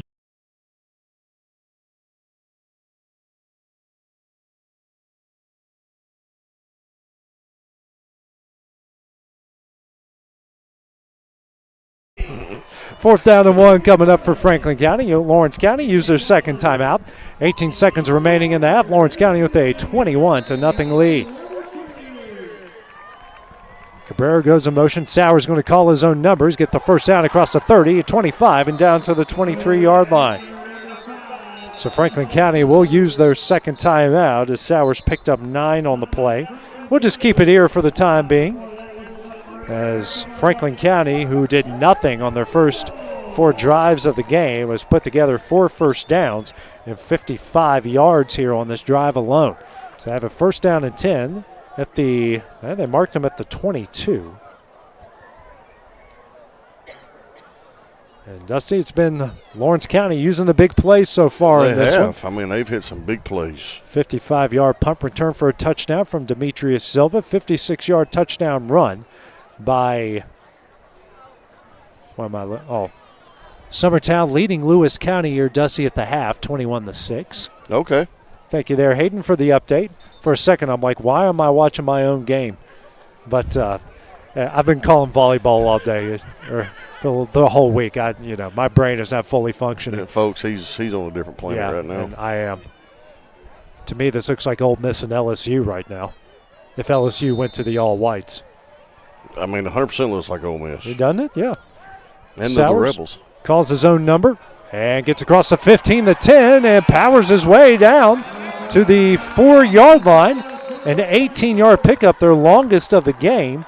And the clock stops with 7 seconds remaining as Franklin County will call their second timeout, or final timeout it should be. Yep, you're right, final timeout. So first and goal here from the Wildcat 4. So see what, if you're Franklin County, more than likely you're going for it here. As looks like Marston is okay, as he is gone from the Franklin County training table, making his way all the way over to the Lawrence County sideline. And he is trotting. Yeah, so that's a good sign. Absolutely. He's actually going back into the huddle. Yeah. So Lawrence County will get the ball here out of the half. So 7 seconds remaining here. Wildcats will get the ball out of the half. So big moment here. It's a huge moment. Hold the Franklin County to 0 here and then get the ball out of the half the way they've been going. So they can't stop the clock anymore. No, can't stop the clock anymore. Unless they throw in a complete pass. Yeah. Lawrence County going to load the box here, man-to-man on the outside. They've got 8 in the box. Everly Smith and Elijah Young with Orr and Johnson here on the right. Sowers calls his own number, breaks a tackle and into the end zone. That's a touchdown for Franklin County. They get it with 4 seconds remaining. Makes it 21-6. Really good jive by Franklin County. As a field goal unit and Bradford coming on the field.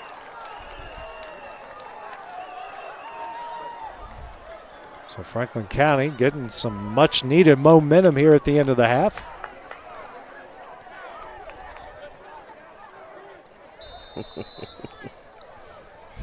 I like it. Snap is back. The kick is up, and that kick off the upright, no good. No good. No, they count it good. They come backwards. They called it good. It hit the upright. And did it go sideways? I guess it did. I thought it came back. Hayden, do you know how to do replays yet? They counted it. I guess it went in. We'll have to go back and look at it. I guess we'll just have to take their word for it here. So with 4 seconds remaining, Franklin County went 14 plays, 77 yards, as Sowers punched it in from 3 yards out. Makes it 21-7 Lawrence County. 4 seconds remaining in the half as the kickoff unit will come on the field. I think you fair catch it, line up, and go deep. Pettigrew and Clayton back deep to return. They will line up inside the 10 at around the 7-yard line. Are we going to see a trickery play? Why not? Hey, empty the tank at this point in the season, you know. About 27 laterals or backwards laterals. And I mean, I never thought I'd see a kick 6 in person, and that happened, so.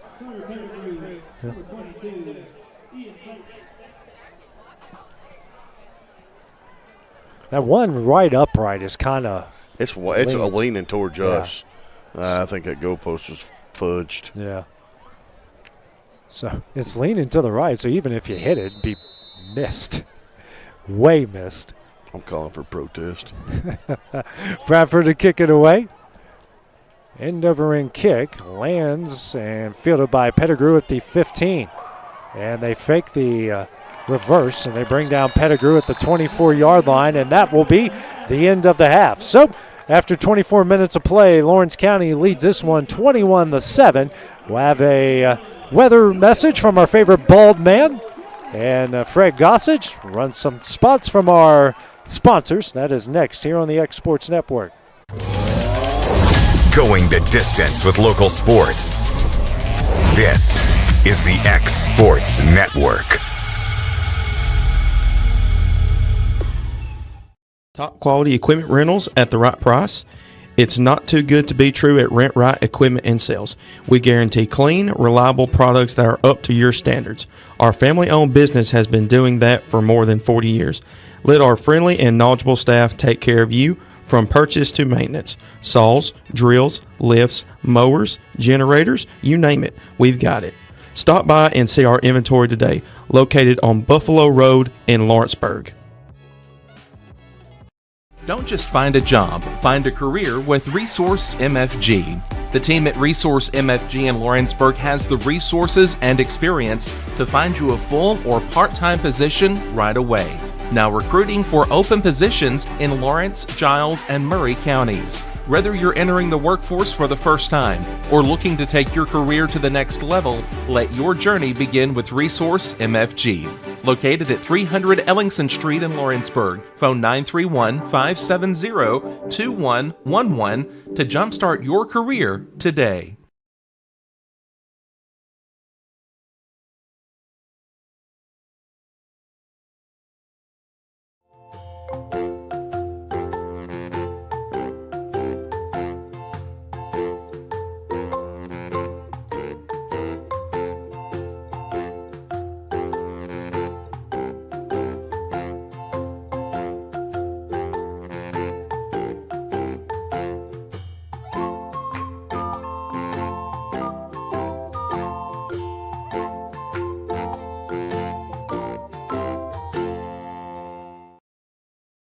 Head on over to Shaw Southeast Distributing in Lawrenceburg to find everything you need for your home, business, or fundraiser. To make life easier, Shaw Southeast Distributing now accepts EBT cards. Have a concession stand, food truck, or just your kitchen at home? Leave it to Shaw to fill your shelves with ease. Shaw Southeast Distributing delivers. Family owned and operated. Phone 931-762-7760. Follow us on Facebook or visit us at 1603 Ripke Avenue in Lawrenceburg. At Smith Tax and Business Service, we offer many services. Along with personal income tax prep, we also offer tax preparation for corporations and partnerships. If you're a small business and looking for some extra help, give us a shout and we'll get you fixed up. Call Mary Beth Smith, Marion Matthews, Brooklyn Bates, or Michelle Staggs to find out how we can help you. Located at 208 Pulaski Street, phone 931-244-6633. Are you looking for a job where you can easily balance work and home life? By becoming a local driver with Southeast Carriers, we can guarantee multiple benefits and a base pay starting at $17 per hour, along with a work-life balance so you can spend equal time on the road as with family. We also provide the latest updated equipment and technology to make your job as easy as possible. Southeast Carriers isn't just a company, it's a family, and we would love for you to be a part of it. For more information, visit our website at southeastcarriers.com or check us out on Instagram and Facebook. Southern Craft Manufacturing is dedicated to creating the finest quality and greatest value products in the death care industry. Southern Craft has perfected blending old world craftsmanship with modern manufacturing technologies to create a full line of steel, wood, and corrugated caskets. Family owned and operated for over 30 years, Southern Craft is now looking to hire local and regional truck drivers, welders, and production workers, each with great starting pay and a benefits package. For more information, visit southerncraftmfg.com.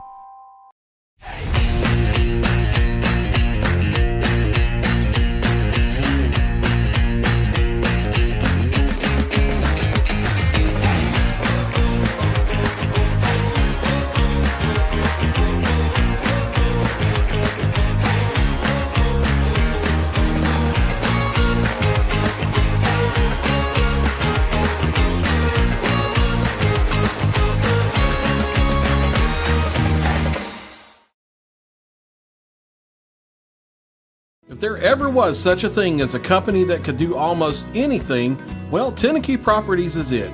These guys know how to completely transform your existing home into something new, or just do it room by room. Need a new bathroom or kitchen? What about a fresh coat of paint? Even a new floor? Looking for dirt work? Tenakee has you covered. Oh, and you can even rent a dumpster from them too. That's Tenakee Properties. Visit Tenakee.com or phone 931-244-4602. Patient care at its finest is found at Tennessee Valley Family Care. From primary to infant care, physicals, women's health, allergies, diabetes management, plus on-site labs and ultrasounds. Let practitioners Liz Phillips, Kathy Cohen, and Stephanie Tucker care for your health and your entire family's health. Let Tennessee Valley Family Care help you reach your health care goals. From the Tennessee Valley Weather Channel, this is your sports forecast. Fred Gossett here at the Tennessee Valley Weather Center with your Friday evening forecast update, coming on out of the 70s into the 60s as we make our way through the evening hours, and only getting down to the mid to upper 50s for overnight lows as clouds thicken toward daybreak as our cool front moves into the area. Maybe a stray shower before daybreak, but no big rain chances here, just a few spotty showers possible. Better chance of those isolated showers will actually be as we head on into our Sunday here as the cool front moves into the area. A few spotty showers late morning into the afternoon. No widespread heavy rain expected, no thunderstorms expected, no severe weather expected, anything like that. Just a few spotty showers. Partly sunny to mostly cloudy otherwise. Daytime highs into the mid to upper 70s. And then more of a northerly wind as we head into our Saturday night. We'll be into the 50s through the evening, but as we get later into the overnight and clouds clear out, we'll get down to the mid to upper 40s for morning lows toward daybreak on our Sunday. A few more clouds, we'll call it partly sunny for our Sunday. Maybe an isolated shower into North Alabama. Most of that will be south of our area and moving away. A return to mostly sunny skies as we head into early next week, Monday and Tuesday, but a southerly wind here as we head into next week, and that means temperatures are going to be going back up. Now, this weekend cool front is only going to bring us back to seasonable averages with daytime highs in the mid-70s, overnight lows in the upper 40s, lower 50s. And then we start to moderate back closer to 80 as we head deeper into next week, including for Halloween itself. We look to be into the lower 80s on Thursday. of next week with another cool front coming and maybe a few showers along the way next Thursday night and into Friday. We'll talk about that on the 7th day. If you're headed to the pumpkin patch this weekend or any other outdoor fall activities, weather not looking too bad. Yes, a few spotty showers are possible for a Saturday. Chance of any one location getting rain is only 20%, however. Partly sunny both days otherwise, with daytime highs into the mid-70s. That's not enough of a rain chance for you to need to change any plans. Just be aware that there may be a stray shower. 7-day forecast starts with the hour-by-hour breakdown of our Saturday here. Partly sunny to mostly cloudy. An isolated shower or two possible at your location. Daytime highs otherwise in the mid to upper 70s with a little sun. Same thing, but a couple degrees cooler for our Sunday, and then a return to sunshine and slightly warming temperatures as we get into early next week. By Halloween on Thursday, we're near 80. Maybe a few evening and overnight showers, not expecting a washout, but that may bring a few showers into trick-or-treating Halloween evening, continuing into the overnight and into next Friday. There's your latest 7-day forecast. You can always get the latest weather information from us by downloading the free Tennessee Valley Weather app that's in the Apple App Store and Google Play. For the best at-home care in Lawrence County, the Summit at Home is the right company for you. We have a friendly staff over 25 that is trained, educated, and qualified to help with all your needs within your household. Our non-medical services include transportation, housework, dressing, and companionship. We are also covered by most long-term care providers. For more information, please call 931-762-2310. Efficiency, reliability, accuracy. Move forward with your real estate sale or purchase with Title and Escrow of Lawrence County, the most experienced closing team around. Working with clients locally and throughout the state, we offer a wide range of services, including the expertise of an on-staff attorney, backed by our more than 49 years experience in titles and closings. We get the job done on time at a fair price and ensure every last detail is correct. Our goal is to give you peace of mind. When you work with us, you work with people who live where you do. We understand the importance of the real estate community and strive to build strong relationships with all parties involved in the process. Whether you're buying a home, selling a business, acquiring land, or anything in between, you're in good hands with Title and Escrow of Lawrence County. Put the most experienced closing team on your side. Contact Title and Escrow of Lawrence County today.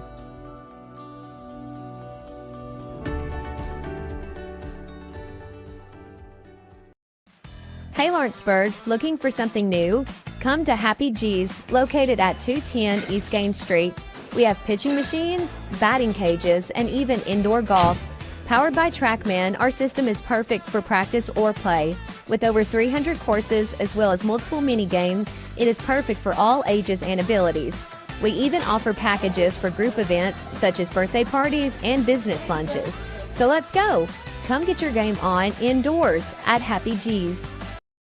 Truett's Garage Doors in Leoma, Tennessee is your one-stop for new garage door installations for all commercial and residential buildings, plus they offer full service on all existing doors. Need a new garage door opener? Truett's Garage Doors has you covered. As an AMAR Gold and LiftMaster dealer, Truett's Garage Doors offers the best pricing anywhere in the area. A family-owned and operated business, Truett's Garage Doors has been helping Tennessee and Alabama residents since 1999. Call the pros today at Truett's Garage Doors, 931-201-6464.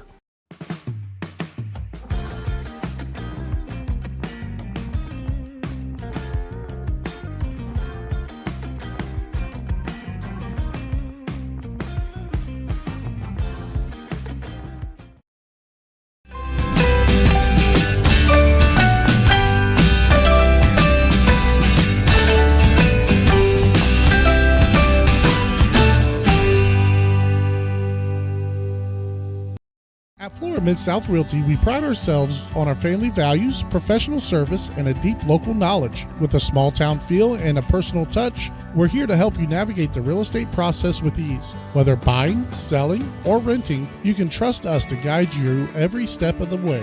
And don't forget to catch Florida Rockstars, our live podcast every Tuesday morning at 8. Flora Rockstars, rocking the real estate news and all things local. Flora Mid-South Realty, your hometown real estate experts.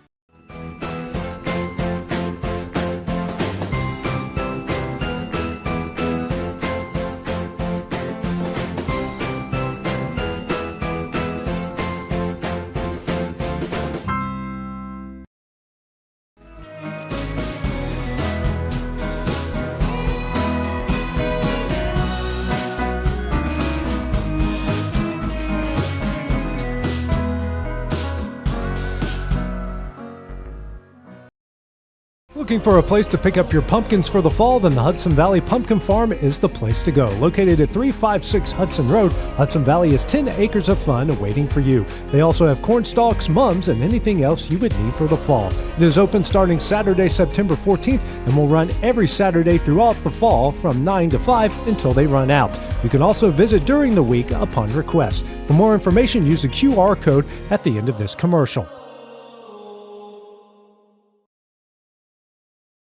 Since 1955, Evers Construction has been the company folks have trusted for residential and commercial construction projects. Today, Evers is still the leader in building and is just as committed to maintaining. From residential to commercial and industrial, Evers' team of experts stands ready to install, service, and repair all your HVAC and plumbing needs. Specializing in leak repair, maintenance, air duct cleaning and repair, air handler service, drain cleaning, gas line work, emergency unit repair, inspections, and more. Evers Construction offers a preventative maintenance package to keep your home or business cool in the summer and warm in the winter. Trained, trusted, reliable. For more information or to schedule an appointment with the pros who know, phone 931-762-3593 or visit eversconstructionco.com. Evers Construction Company in Lawrenceburg, Tennessee. Mac Brown has been providing photographic services for 55 years. During that time, Mac Brown photographers have photographed children, seniors, weddings, schools, musicians, and commercial businesses. The studio takes great pride in producing quality photographs and services for its many clients. While the studio has adapted as times have changed, their goal of providing excellent photography has remained constant. For more information or to schedule an appointment, visit their website at macbrownphoto.com or give them a call at 931-762-4263. Let the professionals at Mac Brown Photography turn your memories into treasures. Going the distance with local sports. This is the X Sports Network.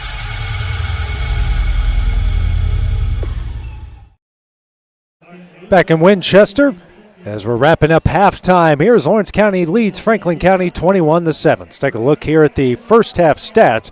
Starting first with Lawrence County, 217 yards on 22 plays, 3 penalties for 20 yards, 4 of 6 on third down, 0 of 1 on fourth down. 1 missed field goal as well and picked up a sack as well. For Franklin County, on 28 plays, they have 77 yards. 4 penalties for 38 yards, 2 of 7 on third down, 1 of 1 on fourth down. No sacks in the game. Taking a look at the individual leaders for Lawrence County rushing. Logan Clayton, 5 carries, 80 yards and a touchdown. Carter Pettigrew, 8 carries, 42 yards. Ian Clayton, 2 carries, 11 yards. Gage Smith, a carry for 1 yard. For Franklin County, Dawson Sowers, 9 carries, 38 yards and a touchdown. Alfonso Cabrera, 5 carries, 19 yards. Monty Johnson, 3 carries and negative 11 yards. Throwing the ball, Logan Clayton, 2 of 6 for 83 yards and a score. For Franklin County, Dawson Sowers, 5 of 10 for 31 yards. Alfonso Cabrera, 0 of 1 with an interception. Receiving, Demetrius Silva, 1 catch, 76 yards and a touchdown, and Gavin Schultz, 1 catch for 7 yards. For Franklin County, Garrison Orr, 2 catches, 25 yards. Monty Johnson, 1 catch, 9 yards. Alfonso Cabrera, 2 catches for negative 3 yards. So, Dusty, for the first, really about the 19 minutes of the game, it was all Lawrence County, but Franklin County there at the end went on a pretty decent drive there, got their first points, and got a little bit of momentum going into the half. Yeah, I mean, that's what Franklin County wanted to do. They wanted to try to close the half out with some points, and they done it in a pretty fashionable way. Lawrence County, on the other hand, had a big first half. Logan Clayton breaking a big run, great pass to Silva for a touchdown. Had a pick, Gage dropped one. Lawrence County just come out the second half and just play their game, execute. And let's go back to Lawrence County with a win here. They need to score here on this opening drive. We just talked about that. We don't need to give Franklin County the ball back without putting any points on the board. So you mentioned the big plays. The first score was a Demetrius Silva 55-yard punt return for a touchdown. Then Logan Clayton took it 56 yards to the house on a touchdown. And then later it was Clayton hooking up with Demetrius Silva for a 76-yard touchdown connection. And Dawson Sowers had a 4-yard touchdown run with 4 seconds left on the clock, made it 21-7 going into the half. As Dusty mentioned, Lawrence County will get the ball coming out here at halftime on an absolutely beautiful evening here from Winchester, Tennessee, a great facility, one of the many that we have within this region. Perfect night for football, Halloween night. Band here for Franklin County had a great performance. And as I mentioned, the Franklin County girls soccer team will be playing for a state championship tomorrow against Station Camp. Yep, one of their fans here joined us to let us know about that. So they've got something big to play for. So getting ready to come out here at the half. And Lawrence County, what do you want to see out of the Wildcats on this opening drive? I think we open up with a pass. What was that, Dusty? Oh, I thought you were talking to me. No. I had no idea somebody was standing behind me. Yeah.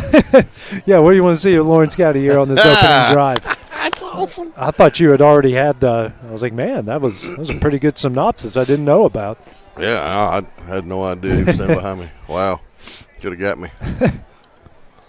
Anyways, what do you want to see out of the Wildcats here on this opening drive? Let's just score. Dynamite drop in. That journalism school's really paying off. Yeah, he slipped right in on me. Yeah, dude. It's one of we got a fan out of Franklin County that's a diehard watcher of us, and he's always a good kid, and always talks to us every time we're here. And he was standing right behind Dusty, and Dusty just didn't see him. He thought it might be one of the cows in the field behind us over here that was saying, boo. Yeah, come over here and lick me in the ear or something.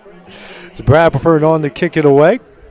Back deep to return Pettigrew and Clayton. Heels on their 7-yard line. So Franklin County will start off going from left to right. Lawrence County from right to left. We are ready to go here. The second 24 minutes. Or in the third 12 minutes, if you want to look at it that way. Here comes Bradford's kick. High end over end kick. Clayton's going to run up and field it at the 15-yard line. Runs over the right side, gets across the 25 and across the 30.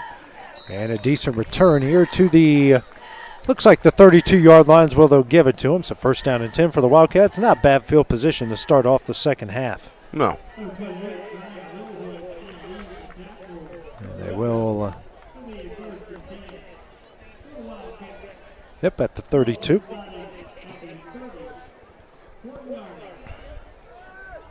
Actually, the 31 is where they'll spot it.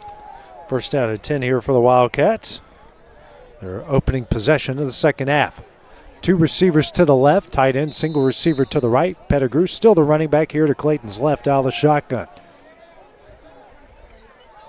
Now Clayton calls his own number. He's got a lot of room. He's across the 40 and breaking tackles down to the 48-yard line. And the first play of the second half is another big run by Logan Clayton, this time for 17 yards. Yeah, that line is hoping a big hole up for him. About everyone here on our broadcast team probably could have got a first down on that one.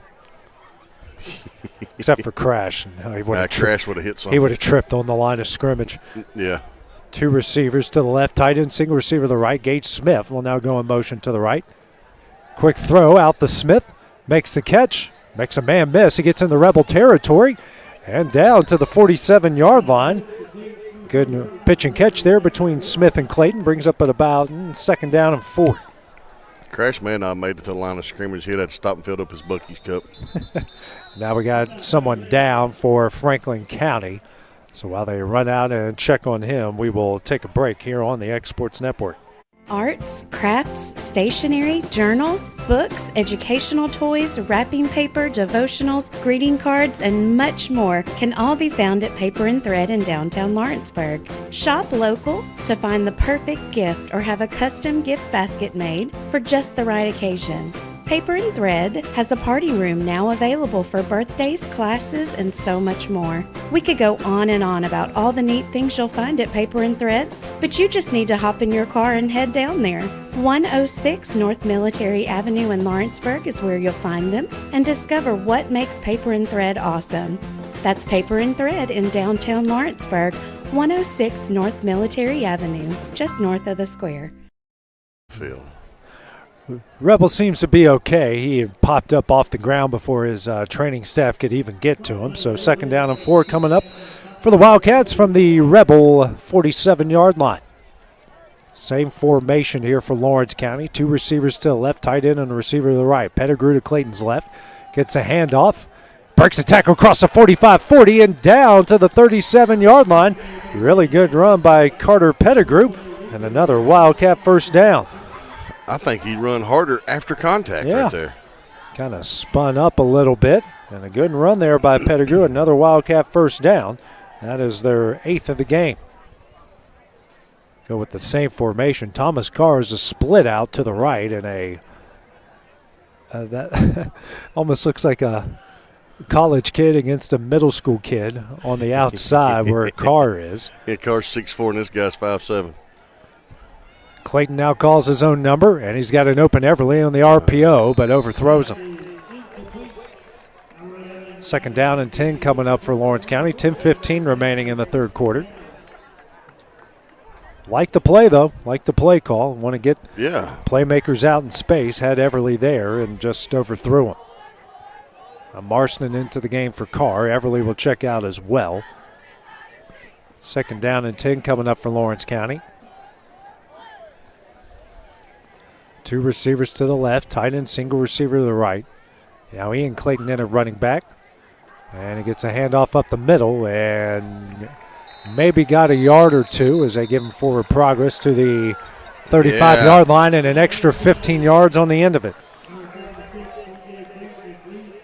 A little bit too much there at the end there. They gave him the old heave-ho shove right in front of the white hat. That's going to get you a 15-yard personal foul. So add 15 yards to the 2-yard run. And Lawrence County is going to get a free first down.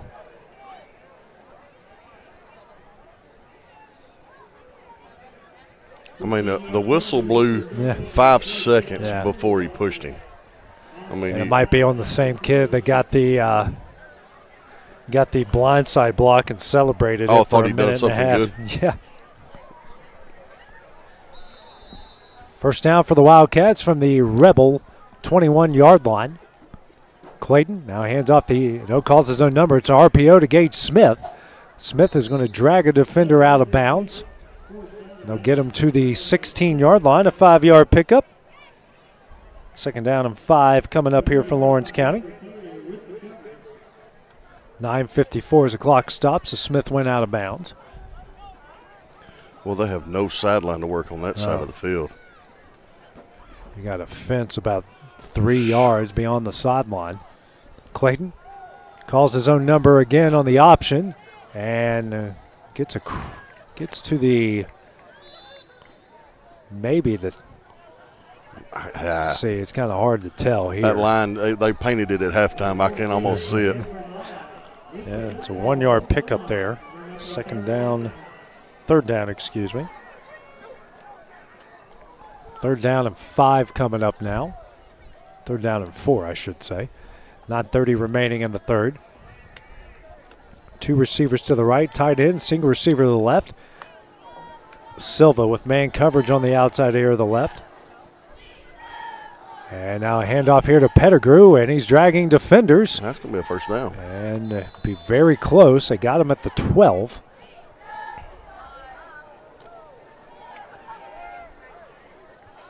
and they will mark him a yard short. It's 4th down and 1 coming up for Lawrence County, and they will go for it as they bring on their power formation. You got Max Taylor, Taden Russell into the game. Pettigrew in the backfield as Clayton will go under center. And Franklin County will put 10 guys in the box. Now flip the formation here. Taylor goes in motion to the left. Hand off to Pettigrew. And he's got the first down and more. Cuts upfield. Breaking tackles and down to the 4-yard line. A big pickup of 8 yards and a Lawrence County first down. First down and goal for Lawrence County. That's just called forcing your wheel, by the way. Absolutely.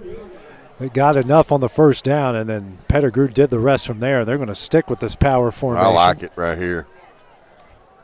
8:10 remaining in the third. Clock rolling. Good Max opening Taylor drive. goes in motion here. Should. And I think they got Franklin County to jump. Sure did. Will be offsides against Franklin County. That's going to be half the distance now. Should take it to the 2. And they will. So first and goal from the 2 now. Franklin County now 6 penalties for 54 yards.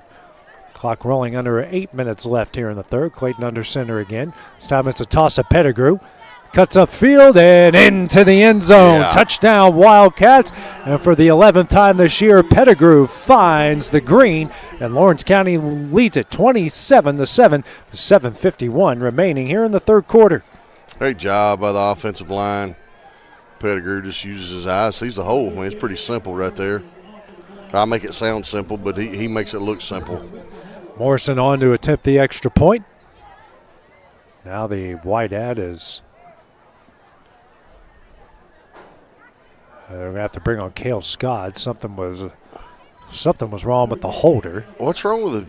Might have had Kilburn. I mean, like something wrong. He didn't have his. Must have had something or had something they shouldn't have had, I guess. Snap back, kick up, and the kick is good. 7:51 remaining here in the third. Lawrence County leads Franklin County 28-7. We'll have the first Rebel drive of the second half when we return on the X Sports Network. Volco Auto Supply in Lawrenceburg has a legacy of being a family-owned and operated company. Since 1927, our business has grown and evolved into today's one-stop source for all your automotive supplies. But in that time, one thing has stayed the same, and that's our commitment to our customers and their needs. At Volco Auto Supply, you'll find everything for your car, truck, or even fleet of vehicles, but with good old-fashioned customer service the way it needs to be. That's Volco Auto Supply, 416 Buffalo Road in Lawrenceburg. Visit VolcoAuto.com. Going the distance with local sports. This is the X Sports Network.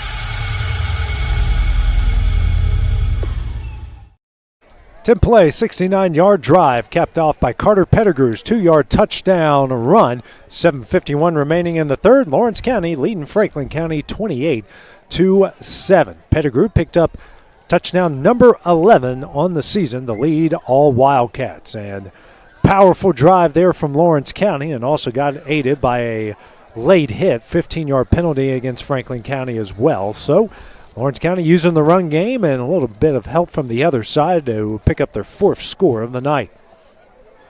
Hughes to kick it away here. Might be doing another squib or an onside kick here the way the ball's on the tee here, Dusty. And it is a squib kick, a high bouncer. It goes over Johnson's head again. That's going to roll. He'll field it inside the 5. And, he got out of trouble. And another blindside block. The second one. I don't know how many times you need to see it. He's hurt. And he is hurt big time. That is dirty.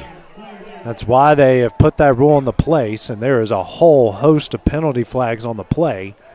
And player from Lawrence County has gotten up. I hadn't seen the number yet. There's a personal foul. Blindside block the second against Franklin County. And that might take him down to the 10-yard line. That's Kilburn. That's the backup, one of the backup quarterbacks, the freshman quarterback, the holder. Is who that was. That's garbage. I'm going to call it. It's another blindside block. And that will take it to the, they're going to mark it right at the 5-yard line. It's first down and 10 from the 5.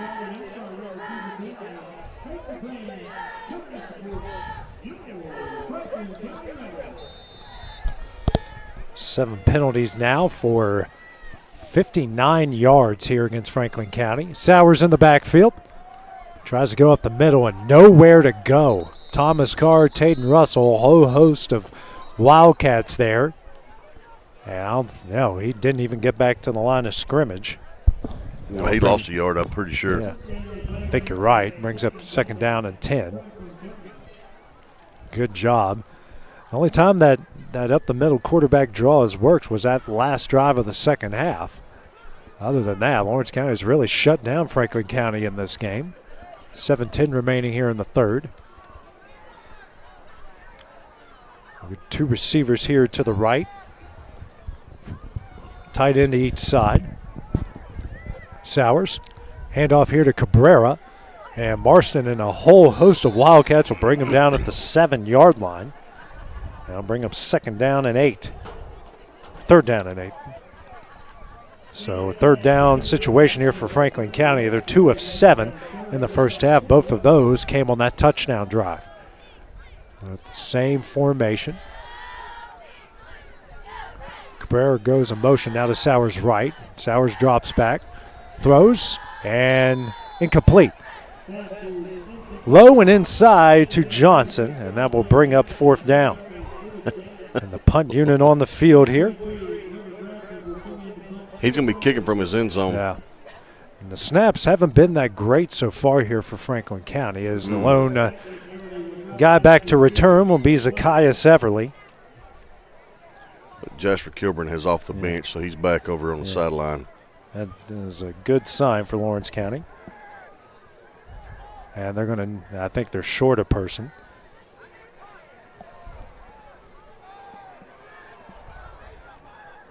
It's a fake play. Or they really don't have enough. Well, I mean, the sideline's moving, though. Yeah. Now Franklin County will call their first time out here the second half. 6:26 remaining in the third. We'll take that break as well on the X Sports Network. We at Sassy Southern Designs are wishing all the football teams the best this season. We have merchandise for every school in the district as well as some outside the district as well. So come by and check us out. We're at 1294 First Avenue right behind McDonald's in Lawrenceburg. If you're looking for the right someone to mow your property, do landscaping, dirt work, land clearing, fence row clearing, bush hogging, or gutter clearing, call Shake Me Up Lawn Care today, 931-244-0841. Going the distance with local sports. This is the X Sports Network. Franklin County had to use their first timeout of the second half, trailing Lawrence County 28-7 because they didn't have enough guys on the punt unit.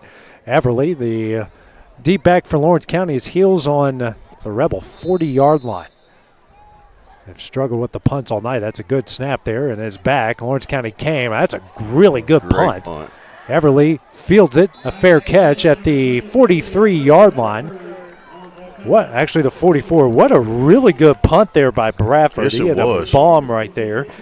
And the Wildcats, though, with decent field position at the Rebel 43-yard line. That's where they'll take over. First down and 10. Bradford, who has kind of struggled. The snaps have been a struggle as well, but that one, everything worked for Franklin County. Great punt. Ian Clayton, the running back now for Lawrence County, as we'll go two receivers to the left, tight end, single receiver to the right. And Clayton to Logan Clayton's right out of the shotgun. 28-7, the Lawrence County lead. 6:19 remaining in the third. And Clayton gets a handoff. Put his shoulders right in between the Rebel defender as he goes down to the 39-yard line. 4-yard pickup, second down and 6 coming up here for Lawrence County. I mean, he just saw number 7, didn't even try to avoid him, just went head first into him. Two receivers to the left, tight end, single receiver to the right. Schultz now goes in motion, and we have a false start against Lawrence County.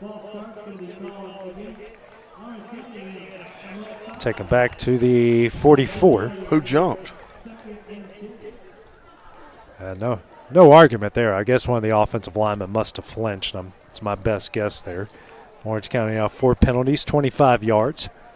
That brings up 2nd down and 11. Same formation here. Schultz goes in motion to the left. Handoff here to Clayton. And cuts up field and gets Frankensteiner down to the 42-yard line. Got his neck folded up in his helmet. Yeah. 3rd down and 9 coming up here for Lawrence County from the Rebel 42. Frankensteiner. You didn't think I was going to break that one out tonight, I ain't heard that in about 30 years. Lawrence County 5 of 8 on 3rd down tonight. 5:20 remaining in the 3rd. 2 receivers to the right with the tight end. Single receiver, Silva to the left. Clayton drops back, rolls out to his right. He's going to throw to Silva on the post route and overthrows him. Will fall incomplete. 4th down and 9 coming up for Lawrence County. And they're 1 of 2 on 4th down tonight. We'll see what head coach David Marston does in this situation. See if he'll keep him out there. Keep the offense on the field, and he will. Why not? Up 21 points here, 5:08 remaining in the 3rd, beyond the halfway point of the 3rd quarter, and your defense has done a great job so far outside of one drive. Same formation. We got 15 here on the play clock. Officials took forever to spot the ball. Clayton will now look to the sideline. They might take a penalty and boot it away, and Clayton will go back and punt formation.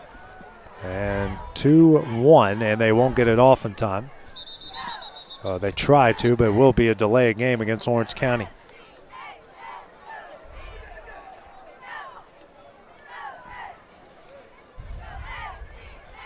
Take it back to the Rebel 47. Just procedure penalties tonight against Lawrence County. No personal fouls. One holding that we can think of. Right.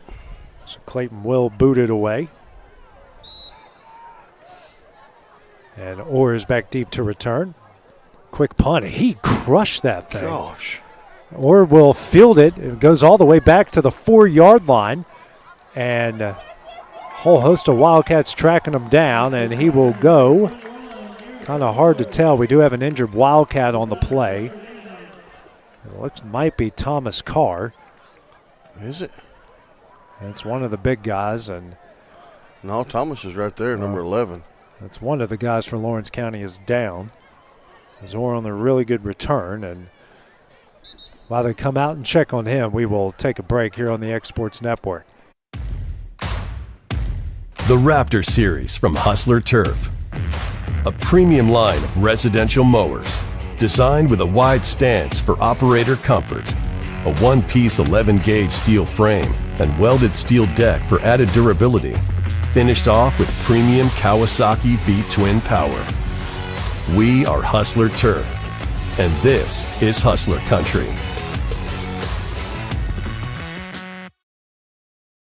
A&M Medical is Lawrence County's newest medical clinic, specializing in urgent and primary care. Practitioners Andrea Bain and Meredith Hutton bring years of experience and compassion to keep you and your family healthy.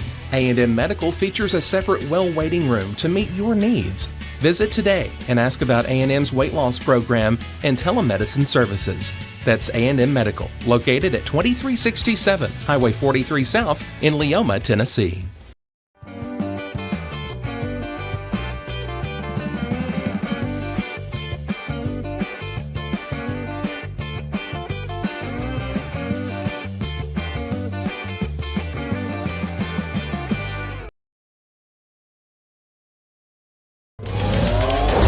Going the distance with local sports.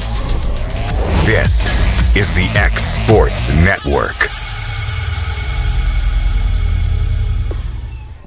Trinity Parham was the injured Wildcat as he's gotten up under his own power. 4:55 remaining in the 3rd. Lawrence County leading Franklin County 28-7. Rebels got the ball off of the Logan Clayton punt. 1st down and 10. Sowers, Cabrera to his right out of the shotgun.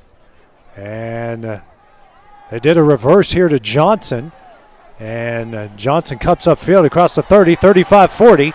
He's in the Wildcat territory, 40-50. And brought down by Carr. And they will get a face mask as he got down to the 34-yard line, 32-yard lines where they'll mark him. So really good play there on the reverse, their biggest of the game for Franklin County.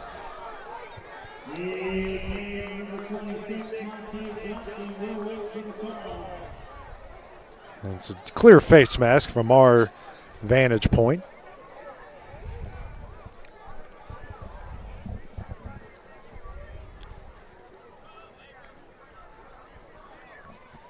Carr did everything he could to catch up to the guy.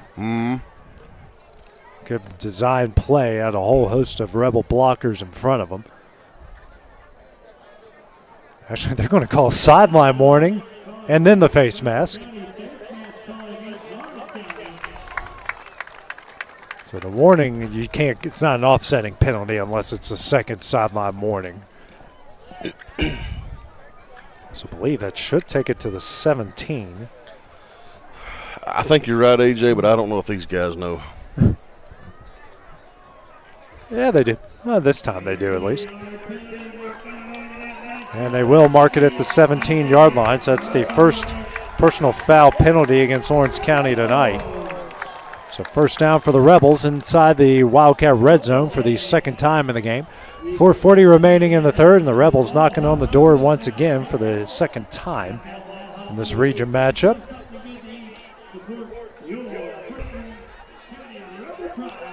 Two receivers to the left, tight end, and a receiver to the right. And the white hat writing down the personal foul penalty on his little notepad there. There's like a technical term for it, but I always forget what it is. Sowers, play action pass out here to the left. Pressure comes, good pass. And his intended receiver, we got a penalty flag on the play. For what? As he goes down at the 9-yard line, and it's holding, believe, against Franklin County. Okay, I might agree with that. I thought, okay. Yeah, it is holding against Franklin County. Another holding call, and another holding call against the same guy. And another holding call. B.J. Bohe, he's the one who got the block back, and he also had a personal foul. So that's the third double-digit penalty he has taken as they take it back to the 22-yard line.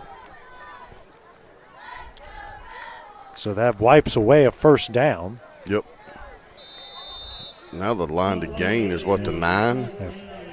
If I can tell, 8? 7. So it's first down 10 from the 17, so you got to get to the 7. Hey, you're right. Hey, that Lawrence County man. First down and 15 after the penalty for Franklin County. Now that's 8 penalties for 69 yards. Hand off to Cabrera over the left side, and he runs into a couple of Wildcats down to the 21. 2 yard, just a yard pickup there. Bring up second down and 14. Should we apologize to all our high school teachers you've had over the years in West Virginia and Lawrence County? Oh, I've done it so many times. About our math. I've done it so many times throughout the course of my years. Mainly my English teachers, which is funny that I'm in this business. Bohe goes in motion as a tight end. Now Cabrera goes in motion to the right, and Sauer's going to call his own number, and Marston trips him up again. So he will get to the 18-yard line. Marston's doing a really good job breaking in there on those plays. He is. They're having a hard time stopping Jack. They're single cut. They're just going one-on-one with him, and he's got that guy by 4 inches and probably 30 pounds. Jack is making his life miserable so far in this game. And what him and Thomas are doing, they're swapping sides. About every 2 plays. Hey, you don't. That way you don't get used to one guy. Yeah. Under 3 minutes left to play here in the third. Lawrence County still up 21. Tight end, 2 receivers to the right, 1 to the left. It's a pitch play here to Cabrera. Marston turns him inside, and a great job by Jake Bradley and Tupper on the stop as they bring him down at the 19-yard line. And that is a 1-yard loss. That will bring up 4th down and 12. They're going to go kick a field goal. They're going to try to kick this one away. If Jack is 3 more inches to the inside right there, he hits that boy standing straight up. This is a 36-yard field goal attempt here for Weber Bradford. Snap back, kick up, and the kick is good. So Bradford hits the 36-yard field goal. That makes it 28-10 Lawrence County. 2:11 remaining in the third. We will take a short break. After the next Wildcat Drive, we return on the X Sports Network.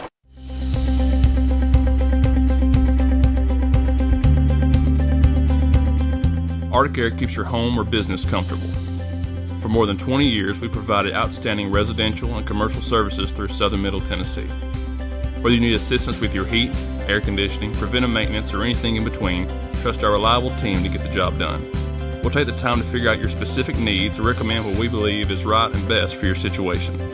We've been using Arctic Air for over 15 years now. Their service is great, they're here when we need them, and their prices are competitive. They take the worry out of the heat and air so I don't have to. Arctic Air. When you need us, we'll be there.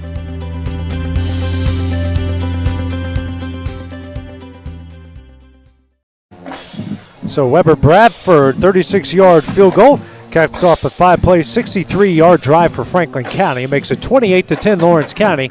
2:11 remaining in the third. So Bradford will kick it away with Pettigrew and Clayton with their toes on the 10-yard line. Franklin County has done a good job covering kicks here so far.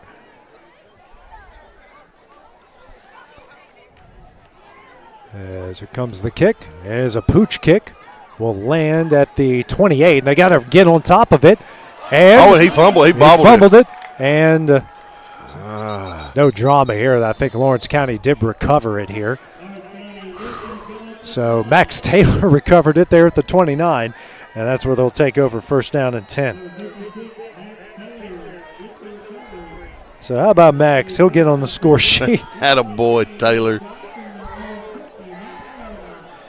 So Taylor picks it up. And Johnny on the spot there because that ball landed, took a bad hop, and hit about two Wildcats in the process. They had him get on it. Yeah. Two receivers to the left, tight end, single receiver to the right. Now Pettigrew, the running back beside Clayton here, out of the shotgun. Hand off to Carter. He's got a lot of room and then makes his way as he was hog-tied down to the 33-yard line.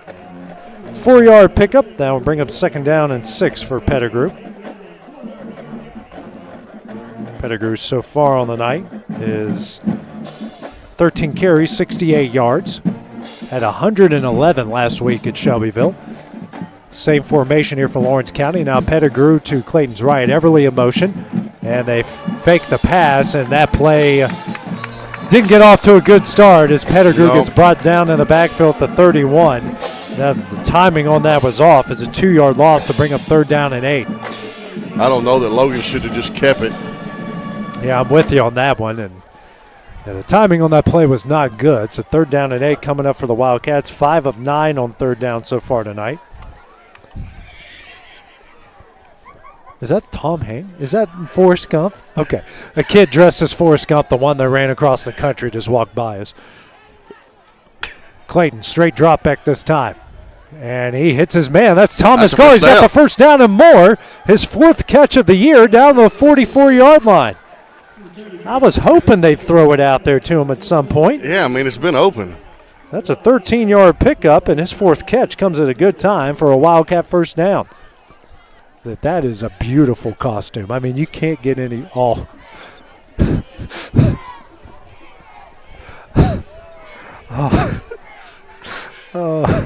Okay, here we go. First down and 10 for the Wildcats from their own 44. Now a penalty flag flies. And we're going to have that's a delay of game call against Franklin County. So they were calling out Lawrence County signals, and that will go 5 yards in the other way in favor of the Wildcats.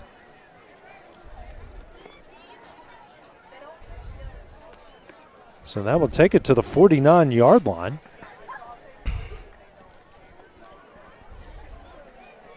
Good on the officials for hearing that and calling it out. So first down and 5 now coming up for Lawrence County. Gotten 12 first downs on the night.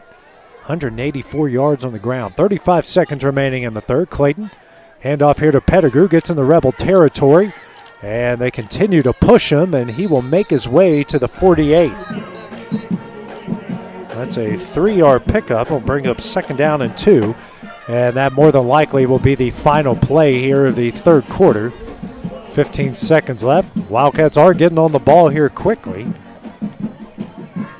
See if they might try to catch Franklin County off guard here. They're going to get an offside penalty. What a good job by the Wildcats, and they'll get a free first down. Sure, good job.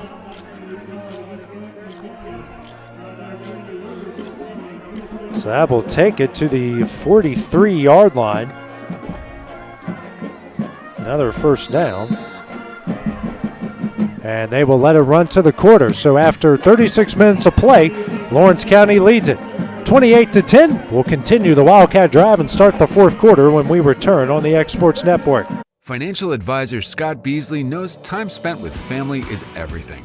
As a founder of Beasley Wealth Management, his mission is to give clients the freedom to enjoy time with family without the burden of financial concerns. A local of Lawrenceburg, Scott deeply values building relationships with clients, ensuring they make informed decisions concerning asset management, tax planning, and retirement planning. Offering a free initial consultation, Beasley Wealth Management helps clients pursue their aspirations with confidence.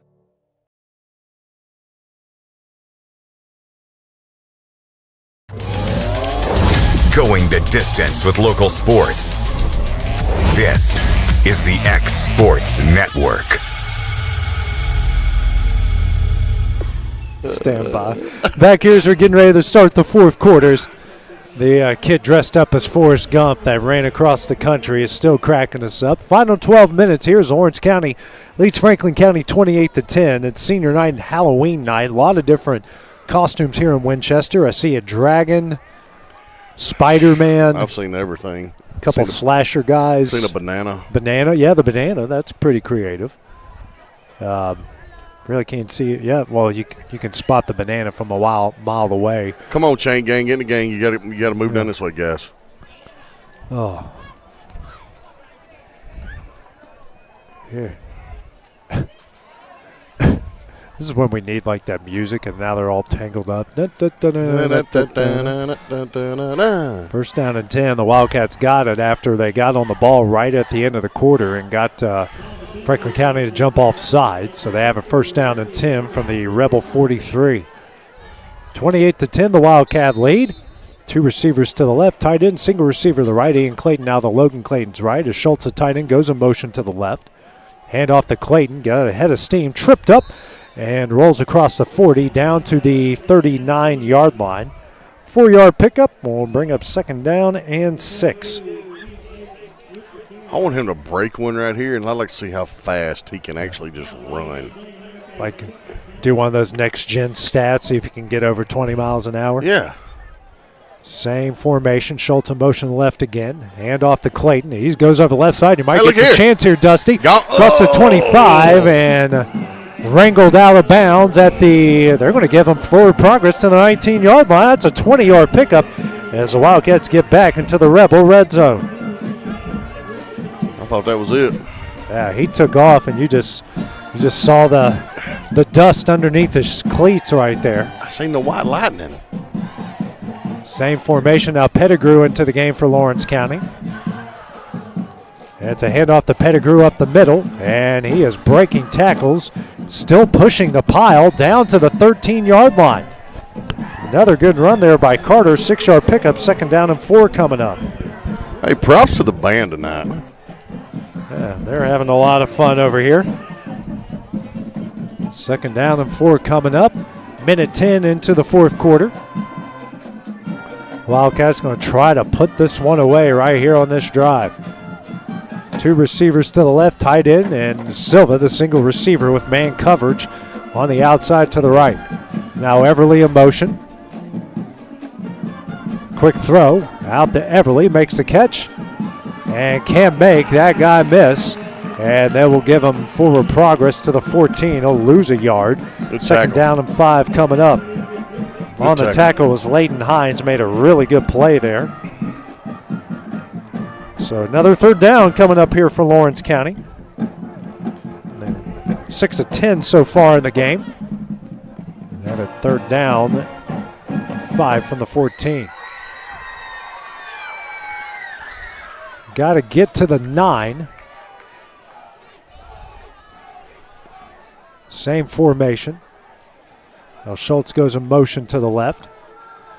It's a handoff to Ian Clayton over the left side. Cuts upfield, breaks a tackle in the clear and down to the 2-yard line. And that's a Wildcat first down on the 12-yard pickup. Ooh, he almost broke it. He's been on the verge all night long. And they're going to get on the ball here quickly. Franklin County now ready to go. Clayton hands it off to Clayton over the left side and muscles his way. No, they're going to call him a yard. Down here's calling touchdown. Yeah. They're actually going to call him, the closest official is going to call him a yard short. Second down and goal. They're going to try to get on the ball and run a quick one here. They flip the formation. Schultz now in motion to the right. Hand off to Ian up the middle, and he gets in that time. Touchdown, Wildcats, with 9 minutes remaining in the game as they lead at 34-10. And they're going to say that he fumbled the ball.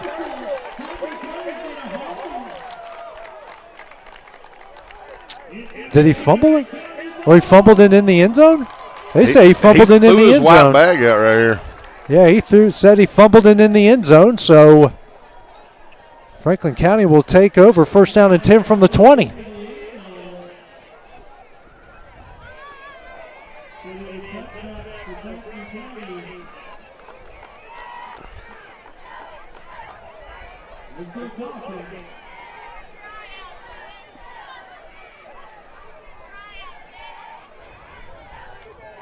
I feel like we need instant replay. So the Rebels will take over. That's a big break there because it looked like Clayton was going to punch it in. There's 8:55 remaining, and I didn't see the fumble, but then again, I looked away down to my tablet trying to keep stats here. And I thought maybe someone rose their hands, but they said he fumbled it, and it's in the end zone. Franklin County recovered in the end zone, so I have a first down and 10 from their own 20 with 8:55 remaining. Orange County still at the 28-10 lead. 2 receivers to the left, tight end, single receiver to the left here. As Sowers calls his own number up the middle, and breaking tackles down to the 27-yard line, a 7-yard pickup. Second down and 3 coming up.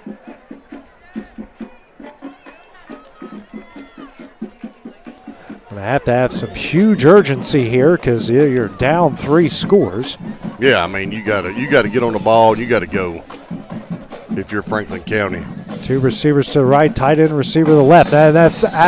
And the whistle blows, and a false start called, and that saved a Lawrence County fumble recovery off the bad snap. So it's a false start that will knock Franklin County 5 yards backwards to the 22. And Rebels can't get out of their own way here tonight. No, they can't. It's 11 penalties for 84 yards.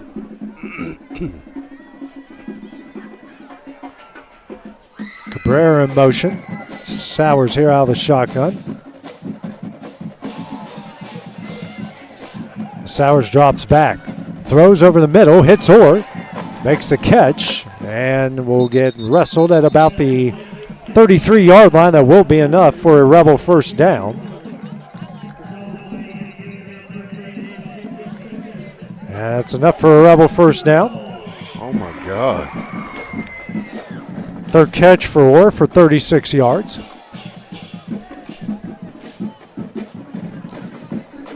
Said he went out of bounds, so the clock stops with 8:04 remaining. 2 receivers to the left, tight end, and a single receiver to the right. Motion from the tight end to the left. And he fumbled the snap again. And he gets wrestled in the backfield by Tupper. And then, we got a lot of extracurricular here. He threw the and a whole lot more extracurricular, and it's getting ugly here on the field. And there's some guys that need to be ejected here. Now we have a wrestling match here. Bunch of Rebels and Wildcats. It is all over the place. And if there's no ejections from this, and they're still going, Guys trying to get guys, and we got punches thrown. And more punches, more pushing and shoving. Cops on the field. And more guys going at it.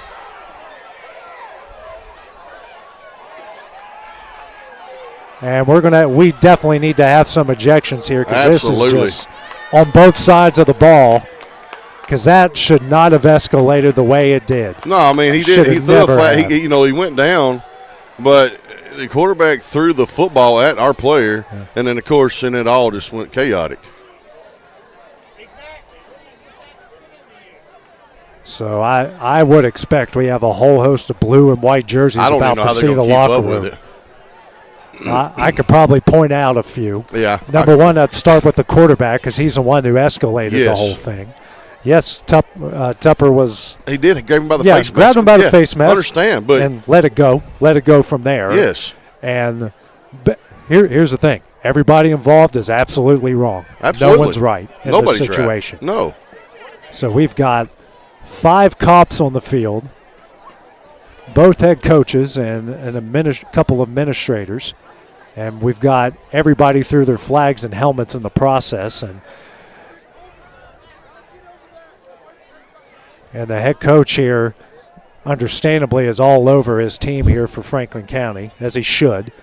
He needs to start right here. Yeah. At this first one and just work his way down the line. Yeah. There's some guys that are about to make their way to the locker room as the officials are sorting things out here with 7:56 remaining in the game. And here's the thing, Dusty. You get ejected from here, you don't play next week. You can't play tomorrow. You can't play Friday night. Let's be honest. I saw some seniors out there in the middle of that. Absolutely, especially for Lawrence County wearing the white and gold tonight. Yeah. So that means your senior year, you're not going to get to play at homecoming. Yeah. Final game of your career and your final home game. This is your final game, right? This is how you distinguish your football career right here. So it's going to be offsetting penalties all across the board, yeah, except I think they're still going to accept the face mask. As the authorities, the cops, are making their way off the field here, and as we got everything hopefully de-escalated. I guess we'll be clipping this and sending it to the TSSAA. Absolutely. Double A about who should have been ejected. And I'll call out our own guys. 100%.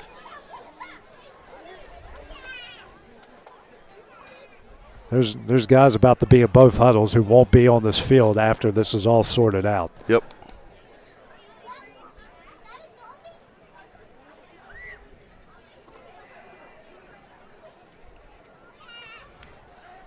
I mean, like I said, you said, I understand the face mask. Hey, he done it. But you take your penalty and you go on. You know, Yeah. I understand it's been a tough year. Yeah, but for both sides. You can't just let your emotions all come out right here at the end. Yeah, like 76 right here for Franklin County. If I'm his coach, he's already in the locker room, and I'm cleaning out his locker for him. Yep, number 5 quarterback for making that. He's in the locker room. Yeah, and there's plenty of guys on our side that do the same thing. Absolutely. I can name about 3.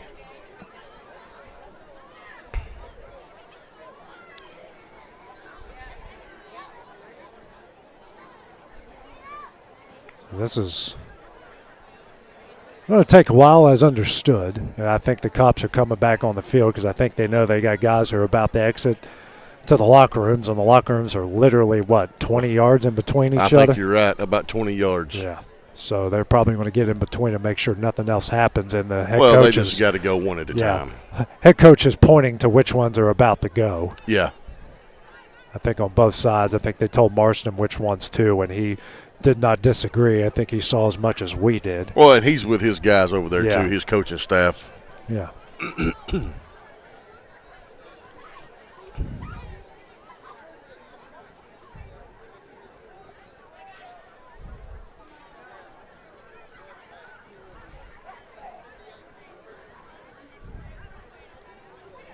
Man, the quarterback needs to be out there. Yeah.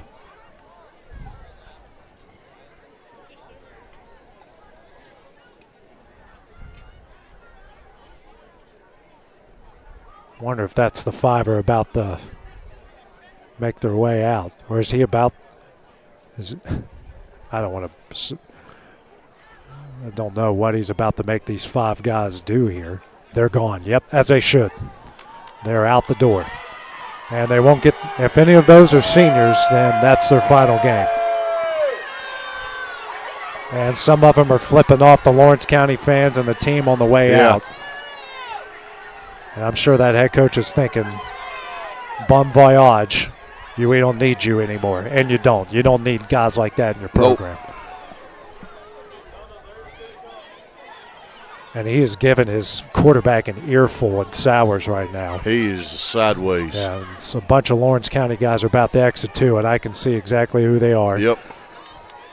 Thomas Carr, Jake Bradley. Jack Marston. Is that Thomas Carr? That's Thomas Carr. That's not Jack. And is that Tupper? Yeah, Tupper's wearing the yellow cleats. Yeah. I can't. That's hard to tell. We'll see. Those 5 exited the door for Franklin County, and 3 are going out for Lawrence County. So they got together, got pretty much the right guys. I'll give the officials credit. Yeah, that is Tupper. Tupper's the one who got the face mask penalty. So Bradley and Carr. Yeah, Bradley and Carr. And probably could have been half of both teams, really. Here, I will give both coaching staffs a lot of credit here, Dusty. No one came on the field outside of the coaches. Absolutely. So at least the players and the coaches know that's not how it goes. So it will be a face mask penalty here against Tupper. So they will mark it all the way to the – whoa, what is going on here? They gave him 30 yards all the way to the – Well, you had 5 versus 3, I guess. It is a face mask penalty. There's no disagreement there. So is this guy – no, they're going to mark it at the 41-yard line.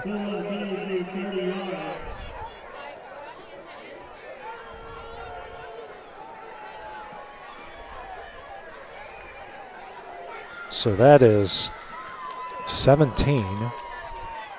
That's a 25-yard penalty. They sent out more.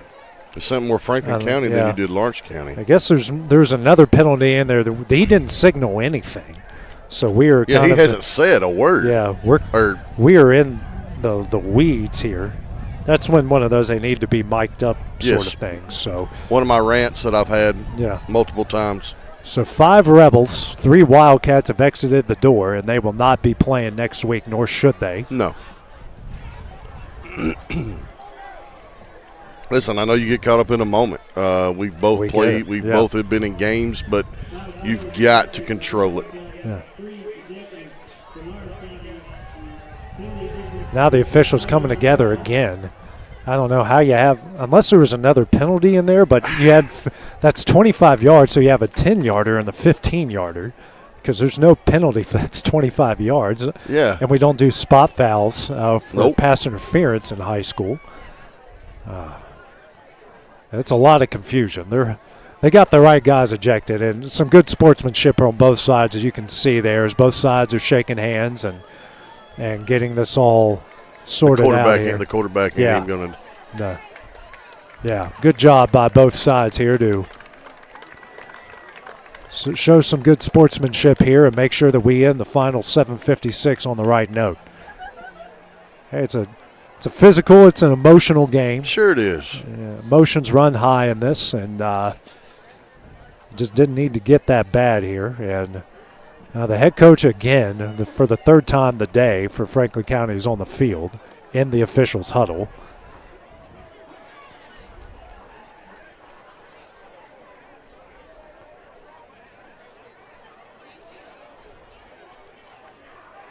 Yeah, I was about to say, there's no way that ball was getting marked at the 41-yard line. They took that thing half the field. And now the poor chain game, they're getting a heck of a them work guys, out they here. don't know. They're probably twisted up over there in the chain. So I'm going to take it back to They're just going to go back to the original line of scrimmage. That wasn't even the original line of scrimmage. No, I don't know. So it was on the 17, correct? Well, he was face masked at the 29. At the 29, so that's where they're standing. Yeah. So they're going to walk it off. They're going to walk off the face mask. Yeah. To the should be right there. 43-yard line. Okay. All right, now he's going to have to turn around on sport and walk it backwards.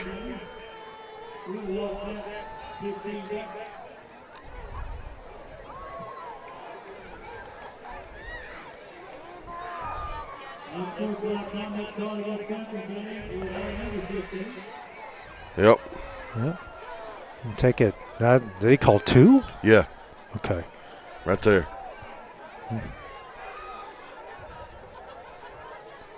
Somebody's smoking up here in the stands.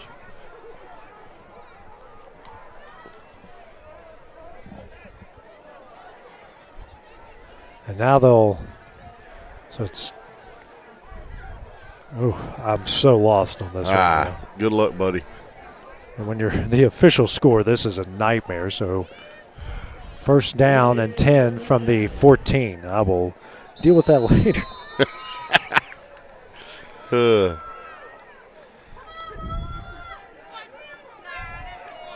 So Sowers rolls out to the right, throws over the middle, and in and out of the hands of his intended receiver, and will fall incomplete. Brings up second down and forever.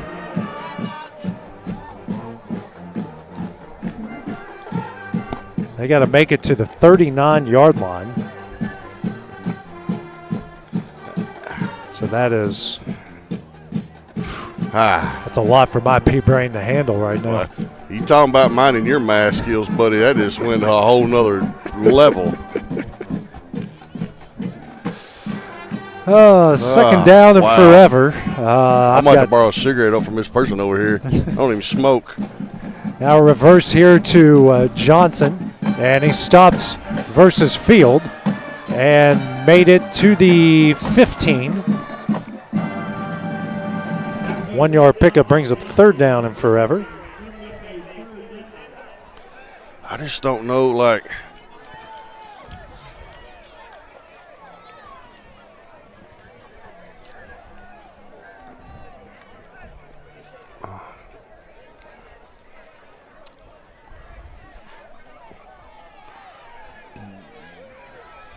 So what is it, third down and 10, 25? 25? Maybe.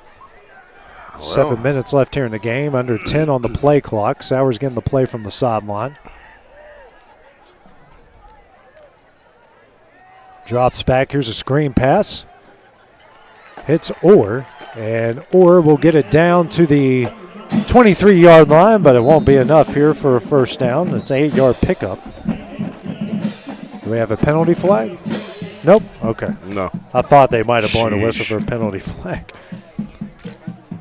Sorry, folks, that we kind of got confused here on the yardage and everything. So those much has happened. And so for those who just tuned in, we had a big brawl at the end of a play, and we did have a penalty. It's a personal foul against Franklin County.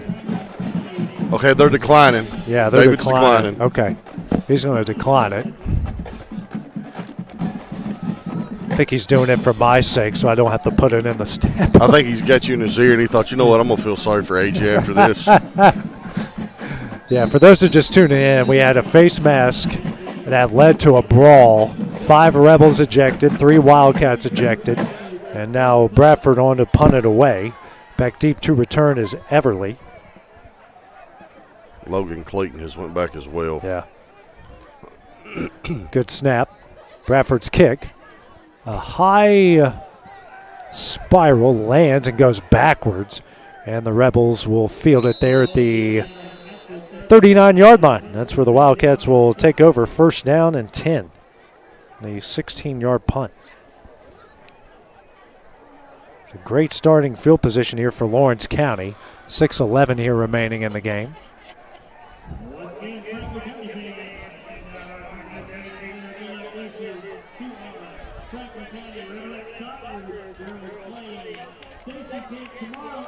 So then, as I mentioned again, the Franklin County girls soccer team going to play station camp for the state championship tomorrow, so congratulations to them. As Carter Pettigrew and Logan Clayton here in the backfield. 2 receivers to the left, 1 here to the right. And as Schultz goes in motion here to the left. And now Pettigrew with a handoff over the left side, and we had a penalty flag on the play, another penalty flag. And it's a face mask against Franklin County.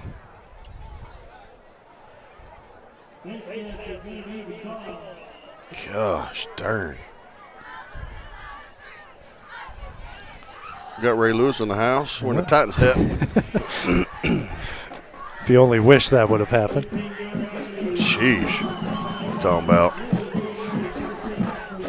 So that would take the ball to the 27-yard line. First down here for Lawrence County.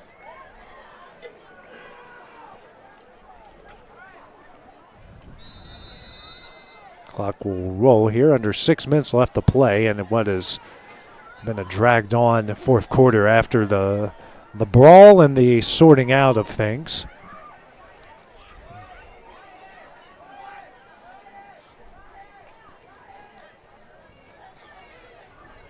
Because that brawl has completely killed all momentum that was in this game, both sides. Yeah. I will give credit to the officials, the coaches, everybody for sorting that out, getting their teams calmed down, and trying to do their best to make the best of a bad situation as Pettigrew gets a handoff and stacked up behind the line of scrimmage and down at the 30-yard line.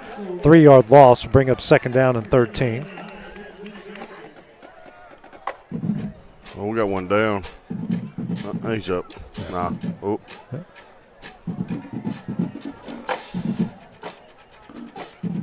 He's holding his shoulder. Yeah, it's Pettigrew making his way off the field. It was kind of awkward hit. Like he hit and he bounced and. Ian Clayton is in there at running back. 10 seconds left on the play clock as Logan Clayton tells his team to get to the line and get ready to go here. Everly in motion. Quick pass here to Everly. And it gets across the 25 and brought out of bounds. That's a horse collar. And several penalty flags thrown at the end of that. As David Marston doing a great job of getting to Zacchaeus and making sure that didn't get any worse.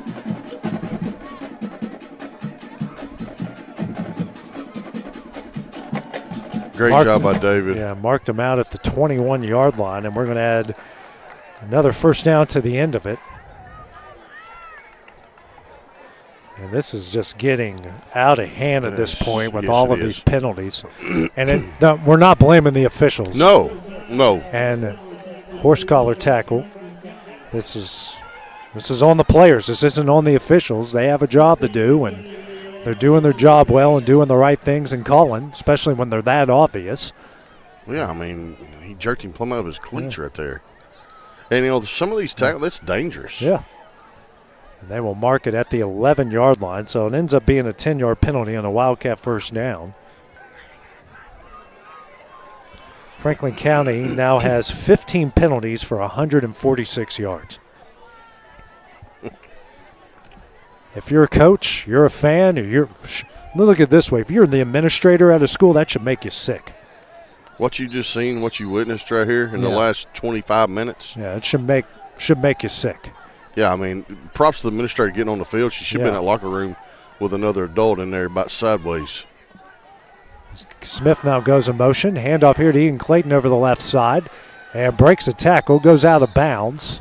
They're going to mark him inbounds just to get this clock rolling. I think they'll mark him at the 10. Because I would say that our coaching staff is going to have a complete come apart on the Wildcats, probably on the ride back home. Yeah, as they should. 1 yard pickup. Actually, no, it's second down and goal now. They're rolling the clock here, under 4.5 minutes left. Begging them to roll the clock. Now they finally do. Second down and goal from the 10.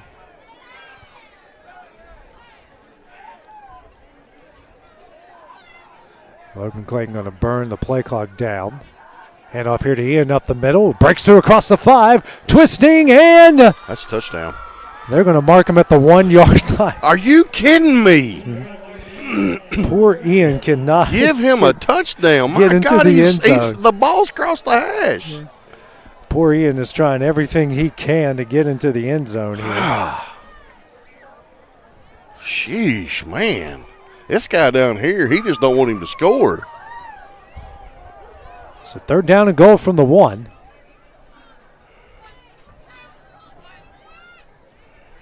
Come on, let's go power. They are going to go power with Clayton in the backfield, trying to get the senior a touchdown here. Come on. Taylor goes in motion to the left. Hand off to Clayton. Big push and into the end zone. There we go. Finally, touchdown Wildcats with 3:29 remaining. Clayton finally gets into the end zone, his 2nd of the year. Lawrence County leads at 34-10 with 3:29 remaining.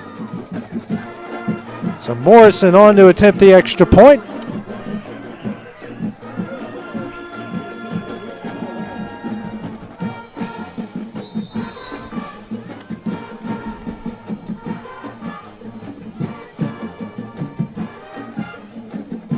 Snap is back, the kick is up, and the kick is good. 3:29 remaining. Lawrence County leads at 35-10. We'll have the next Rebel Drive when we return on the X Sports Network. A local law firm respected throughout the state. Generations of clients have turned to Boston, Holt, and Durham since 1948. We assist individuals and businesses with their legal needs, including real estate, property closings, personal injury, employment discrimination, and family law. Our clients get the personal attention and convenience of a hometown law firm with the resources and ability to handle any case. Come see us at Boston, Holt, and Durham.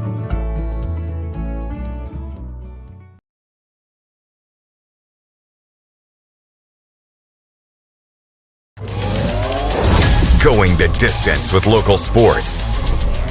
This is the X Sports Network.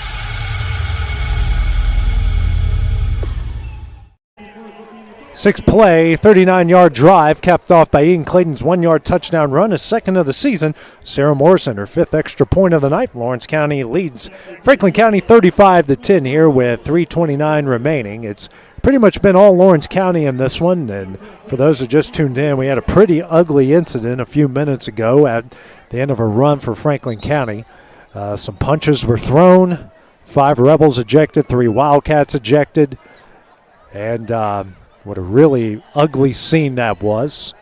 And Lawrence County, when they got the ball back after a punt and all that mess, got their 5th touchdown of the game as they lead with just under 3.5 minutes left in the game. So that brawl, I hope that's not what this game is remembered for, but we know how things go, guys. Sure. And unfortunately, probably be what it's remembered for. As Justice Hughes on to kick it away, or in Johnson back deep to return.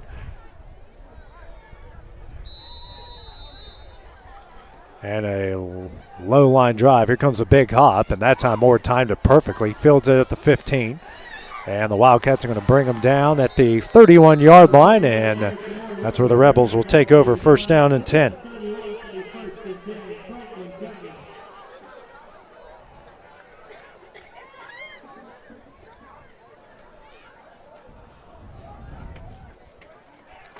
It's 3:24 remaining. Rebels take over. 1st and 10 from their own 31. 35-10 is the Lawrence County lead. 2 receivers here to the right, tight end, and a single receiver to the left. And now Lawrence County is going to call a timeout. Here, 3:24 remaining. We'll take it with them on the X Sports Network. Since opening our doors in 1904, Builtwell Bank has existed to be the local economic engine for the communities we serve. No matter if you're buying a car, saving for retirement, or finally buying that forever home, Builtwell Bank is here to help. From personal checking and savings accounts to a full suite of business and commercial banking with treasury management services, we'll make sure you'll have a dedicated Builtwell banker that understands your unique needs and stands by you every step of the way. No matter where you are in Tennessee or Northwest Georgia, there's likely a Builtwell Bank location nearby. Come see us and let our dedicated financial team help you with all of your banking needs. Member FDIC. So out of the timeout, Lawrence County has 2 timeouts remaining. Each side with 2 timeouts remaining. So 2 receivers here to the right, 1 to the left. 3:24 remaining in the game. Franklin County starting the drive. Sowers drops back. Throws, and short of his intended receiver of Orr. Sowers now 7 of 15 for 50 yards in the game.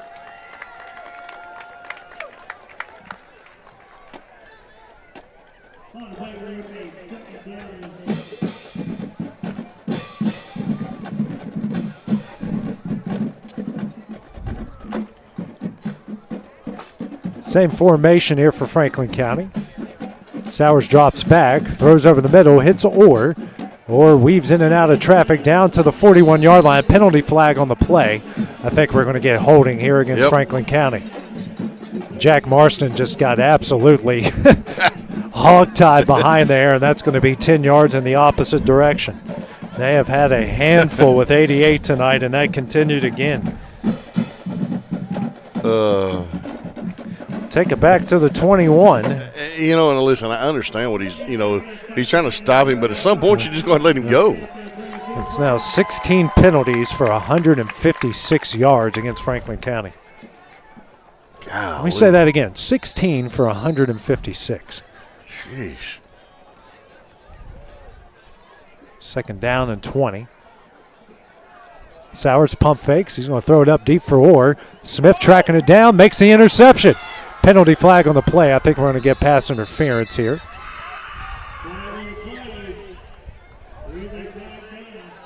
Might go on Young on the pass interference. It's not an automatic first down. It's 15 yards from the line of scrimmage, not from the spot.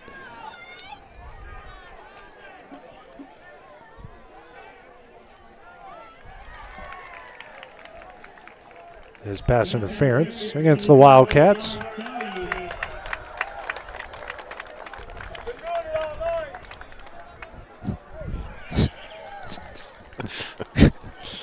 We'll take it to the... they are going to give him a first down. It shouldn't be. The chain gain moved. This takes it to the 36. They almost moved. Dun, dun, dun, dun, dun, dun, We've been doing it all day. Yeah. So for Lawrence County, that's now 8 penalties for 75 yards. Golly, man, we're well over 200 yards total. Sowers, screen pass out, and it's dropped. Bring up third down and 5. Missed his intended receiver in Hines. Hines has made a couple nice tackles out here tonight. Third down and 5 coming up for the Rebels.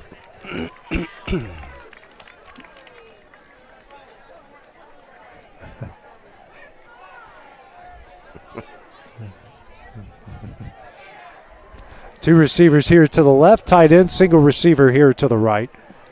And I believe that's Hines in the backfield with Sowers. He'll go in motion to the right. Drop back by Sowers, throws. And Orr makes the catch and does a little bit more as he'll get enough for the first down. And they will mark him out at the 46-yard line, and that will be enough for a first down.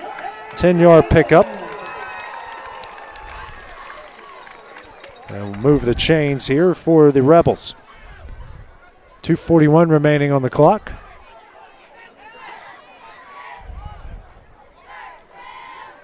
Clock did stop since he went out of bounds. Sowers drops back again. Throws out to the left and over the head of Johnson.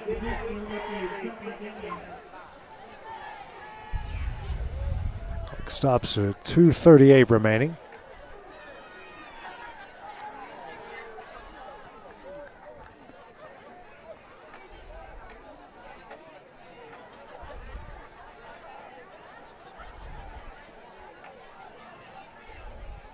Now they'll spread it out with two receivers to each side.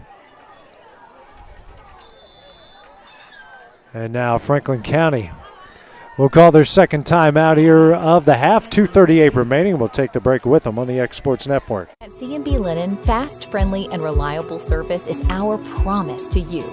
Because you're not just a customer, you're family. From multi-use linen to branded floor coverings and a complete range of cleaning supplies, C&B Linen is here to make sure you have everything you need. From our high-quality products to our fast, friendly, and reliable service, you'll experience the difference with C&B Linen. Because you're not just a client, you're part of our family. You'll be winning with C&B Linen.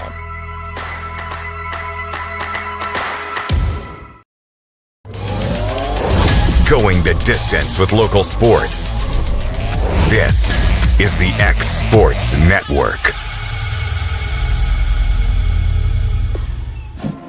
Franklin County uses their second timeout here of the second half with 2:38 remaining, and Lawrence County leading the Rebels 35-10. So the Rebels back on the field, second down and 10 from their own 46. Spread formation, two receivers to each side, one stacked behind the other. Sowers in the backfield. Drops back. Quick throw out to the left to screen to Johnson. He makes a couple guys miss. Cross the 40 in the Wildcat territory and brought down at the 31. Really good pickup there for the Rebels. He just couldn't get out of the reach of Max Taylor. Nope. Taylor doing a good job tracking him down there. So first down and 10 from the Rebels from the Wildcat 31. Clock rolls, 2:20 remaining. They'll spread the field again. Sowers drops back. Throws here to the left. Pops in and out of the hands of Johnson.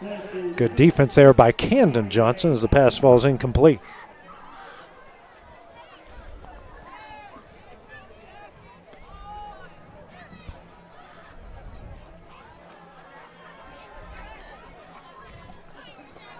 Spread the field again with two receivers to each side. Hines, the running back, but he's right behind the line of scrimmage as Sowers drops back. Pressure comes from Marston, who brings him down at the 41-yard line. Finally got him. Sack! Marston been working so hard for that all game and finally got him back at the 41. They'll mark his forward progress, believe, at the 40. Or backwards progress, however you want to put it. Yeah. What? They're going to say he hit him in the illegal contact to the head. What did he? Illegal hands to the face? What? What?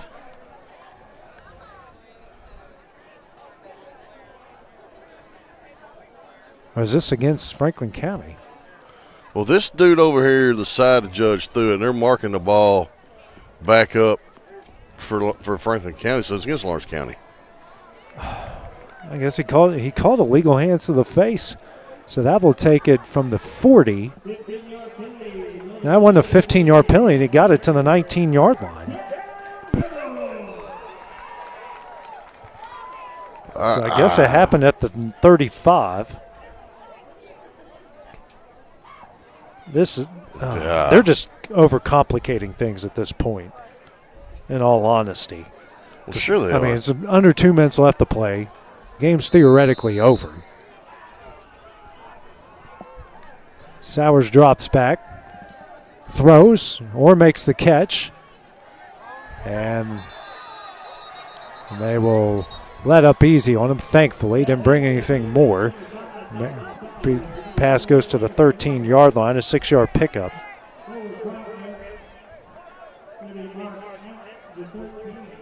Second down and 4 coming up. Clock still rolling. Minute 30 left in the game.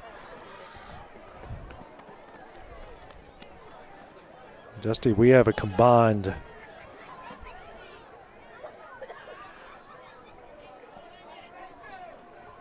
24 penalties in the game, over 200 yards as Sowers runs up the middle and gets tripped up and down at the 6-yard line. That will be enough for a first down.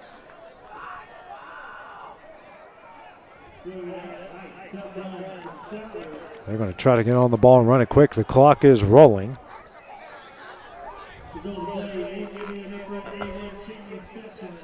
As Dusty showed me the replay here, what happened. There's nobody on the line of scrimmage. Yeah.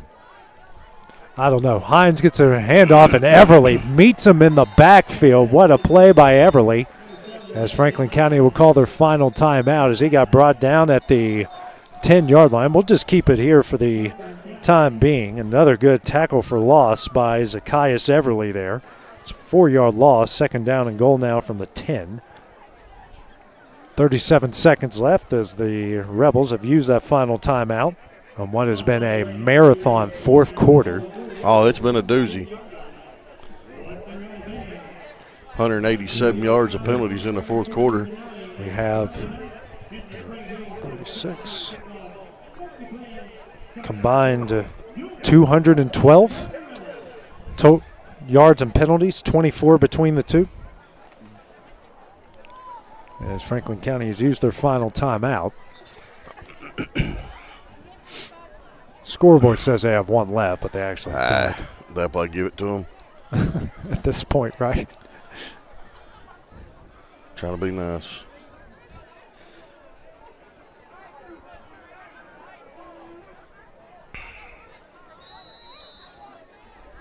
And they finally took the timeout off the board. So two receivers to the right, tight end, or the single receiver to the left. Elijah Young right on top of him here on the line of scrimmage.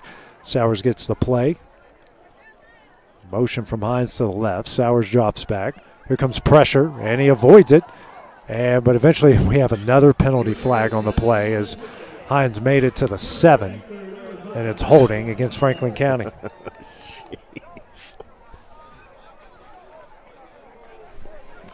What y'all do tonight? So many flags we throw.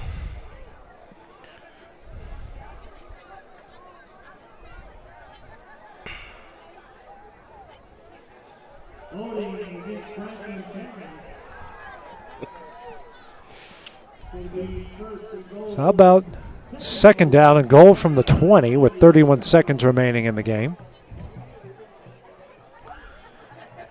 Now, $17 penalties for 166 yards. Next throw here from Sowers. Caught by Orr. Touchdown?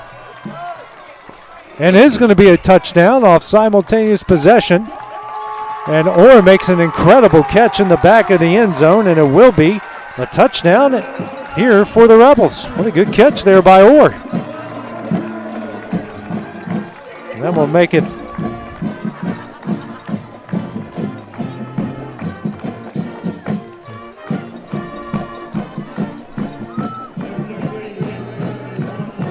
make it 35-16. Kick from Bradford. Laces in Marino, but he's still got him through the uprights. 35-17 with 19 seconds remaining. Take a short break and finish out this game. We return here on the X Sports Network. Hey Lawrenceburg, looking for something new? Come to Happy G's, located at 210 East Gain Street. We have pitching machines, batting cages, and even indoor golf. Powered by TrackMan, our system is perfect for practice or play. With over 300 courses as well as multiple mini games, it is perfect for all ages and abilities. We even offer packages for group events such as birthday parties and business lunches. So let's go. Come get your game on indoors at Happy G's. Going the distance with local sports. This is the X Sports Network.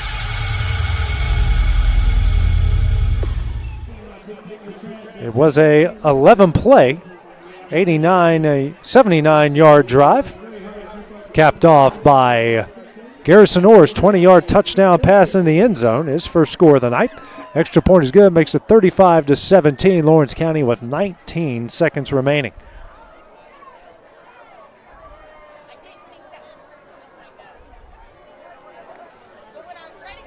So Bradford on to kick it away.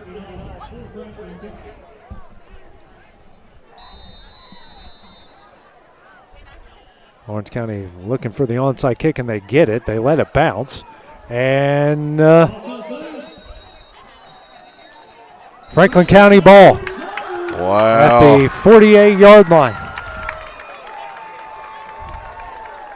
Making the recovery on the play was Isaiah Warren.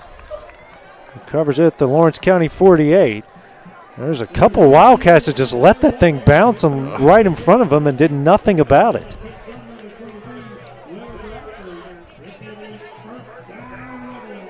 The Rebels will have it with 18 seconds remaining, no timeouts. Still down 3 scores, excuse me. 3 receivers here to the left, 1 to the right.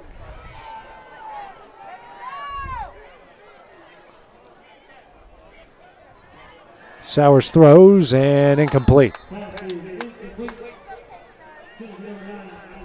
14 seconds remaining.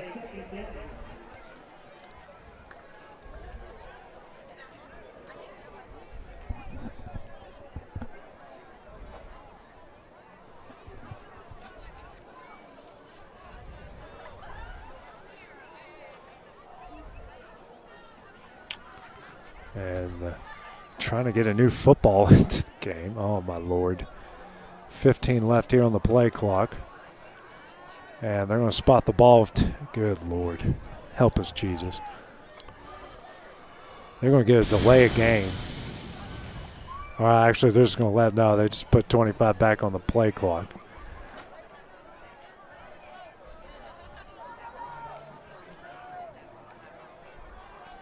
Throw, and they're going to try a hook and ladder as it falls incomplete.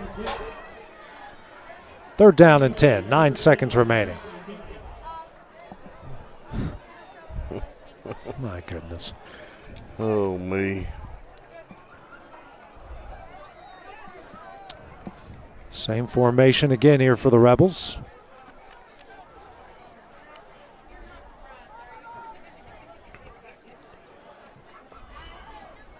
Sowers drops back, pump fakes, throws on the wheel route. Young almost makes a one-handed catch. Falls incomplete with 4 seconds left. Intended for Johnson. Sowers now 12 of 26 for 105 yards and a touchdown. How many seconds left? 4.